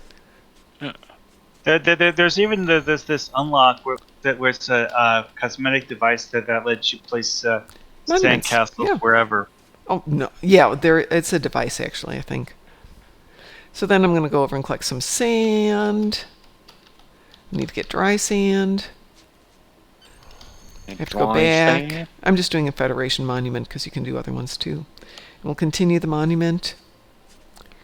Now, here, after the second one, it's going to tell you to get some rocks. Well, there's rocks over here. This is why I like this one. There's one. But you have to beware that you don't get too preoccupied. I got to get some sticks. Well, sticks are up here in the woods. Let's see if I can find them this time. There they are. Oh, did you hear the reason why the devs decided to remove this from the list of No. event rotations? Why? It actually has nothing to do with the event itself. That's the funny part. The issue is that having it be something that has an event rotation meant that you would have too many people try to do it all at once. Oh, yeah, I can. Like the instance cap is 20, and there's only There's five or 7. six sandcastles there. Okay, so that's it. I've now finished the sandcastle, but I'm going to go over and pick up the sticks. This is optional. I'll get you in a minute. Fine. I'm going to fetch the sticks. I'm going to come back over here. Yeah, I remember how many times people would be like, I'm trying to do sandcastles during the event, but you can't do sandcastles during the event because all of the things are done and it takes 3 minutes, and it doesn't work that way. And then you can go back to the aeronologist, or you can just FaceTime him up there, and you get some marks. That takes 20 marks. I think that cooldown is like 15 minutes or something. It is. It's 15 minutes, but if you've got 16 tunes, no biggie. You can do that. But it's not the most efficient way to make favors. But it's fun. Yeah, STO is, Ryza is one of my favorite things. And every year I get bummed when we have the convention because I can only play this for like 3 or 4 days because the convention takes up all my time right until the convention's done. And then we have 3 days to get back home. And then there's only a few days. Like, hey, you didn't actually go to Vegas this year. So. Not yet. Not yet. And when it does come, it'll be during the winter event. If it happens, like Nick said, there's not a guarantee that Vegas is going to happen in December because the plague is not under control yet. I don't have a problem with being under the plague, but that's me. There's one thing that I want to go Vegas for, and that's to see that show Absinthe. To see what? Absinthe. Oh, you have to go soon. I know I'm not going to get there, but I'd love to go to see Absinthe. It's one. I've seen it on DVD. It's wonderful. I just So noticed funny. one of the NPCs that has a character trait that we as players cannot use ever. And what's that? Okay, you know how Trill have the spots going on the sides? Yes. Okay, so for players, aliens cannot have Trill spots on their sides, only on their faces. Interesting. Interesting. But the devs have made aliens with the Trill spots. This particular one I'm looking at is sitting on the dock, has this dark brownish skin and like lime green spots. Oh, sweet. All right, we are just about done for the day here, so everybody come on back over here and let's have some voting here. We've got Ed, we've got Pi. Who else wants to put up their uniforms there for being totally awesome? Sorry, we've got Ed and we've got last year. We've got Ed and Harold, and we've got Mar Hawkman. Okay, so we're looking at our Rizian uniforms here. We've got Ed being, I'm a Klingon who likes life. We've got Mar Hawkman looking in a very uniformy uniform. And we've got Harold looking in a very chic two-piece uniform, jacket and trousers. And Pi just looking gorgeous. Anybody else? Somebody beams into the fashion show and I'm sure they're going, what have I walked into? Oh no. And they're wearing the Omega Force armor set. Yeah. Hey, Captain Darling, you want to be in this? Be considered for this? Thank you, Pi, for the dance No, there. you go ahead. All right, You folks, go ahead. here we go. If you like Harold, Virgil over here, vote for Virgil.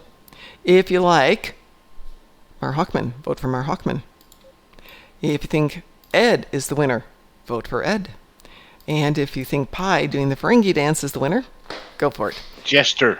Jester, excuse me. Ferengi, Jester, nye. You can still seek out artifacts, but only for the standard payout. Okay, Pi says Ed is the winner. That's one vote. Mar Hawkman says Harold is the winner, better known as Virgil, better known as Harold. And we will have the interviews that we recorded tomorrow after I fix the minor glitch in how I set it up. So there will be a lot of interviews tomorrow. Actually, might do some tonight, too. So we've got one for Ed and one for Harold. No one for Mar Hawkman? Guys, Yeah, no one for me, I guess. you ran away. What do you want? Yeah. Yeah, it's okay. All right. So we're going to award some prizes here. Let's see if people are around to do stuff. Because I know people were leaving to go do real life. There is a prize for Harold if he's there. I know he said he was going to be stepping away.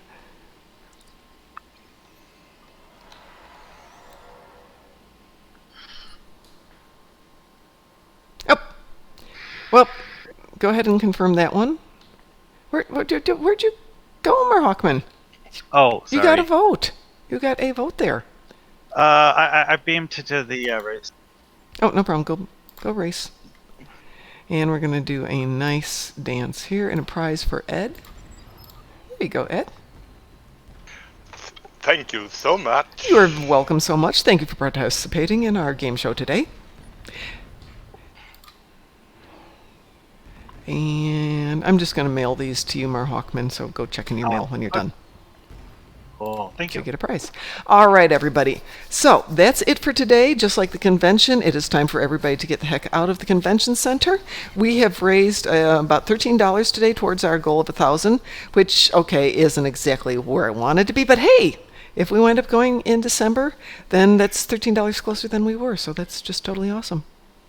Everyone will be back. Apparently it is night on Risa cause I just got the fireworks up. Yeah, and Well, they haven't fixed that yet, right? no, it's Lighting. not.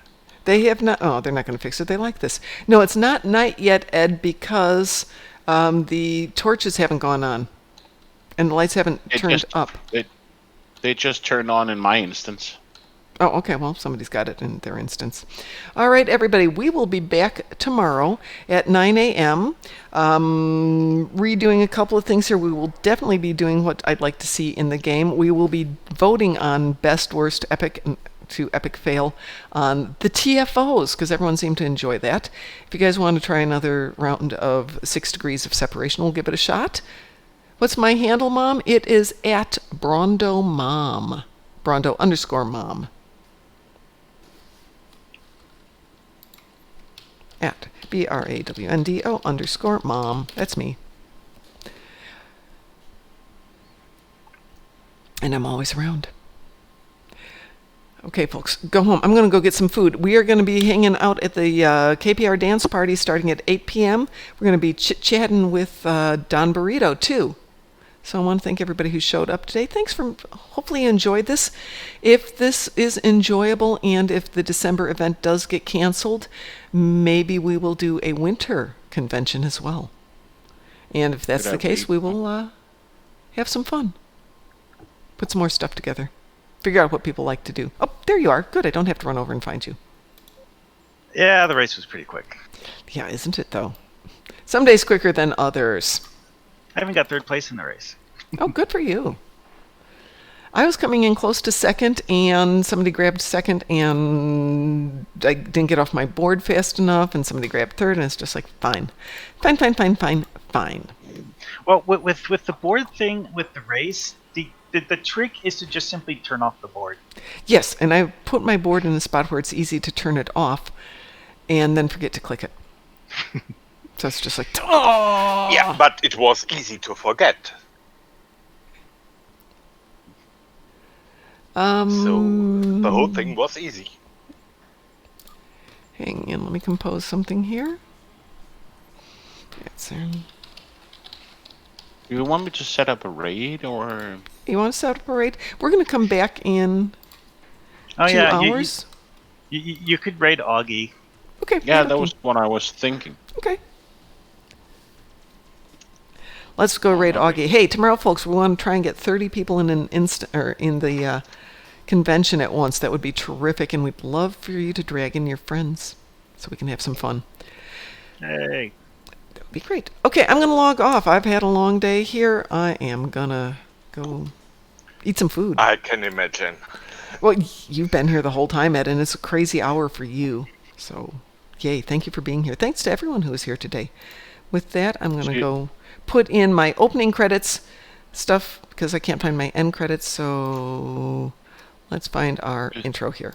There you go. That will be our ending credits for today. Take care, everyone. 2 hours, I will be back. Take care. Have a great day. You too, everybody. Thanks Take for care. having me.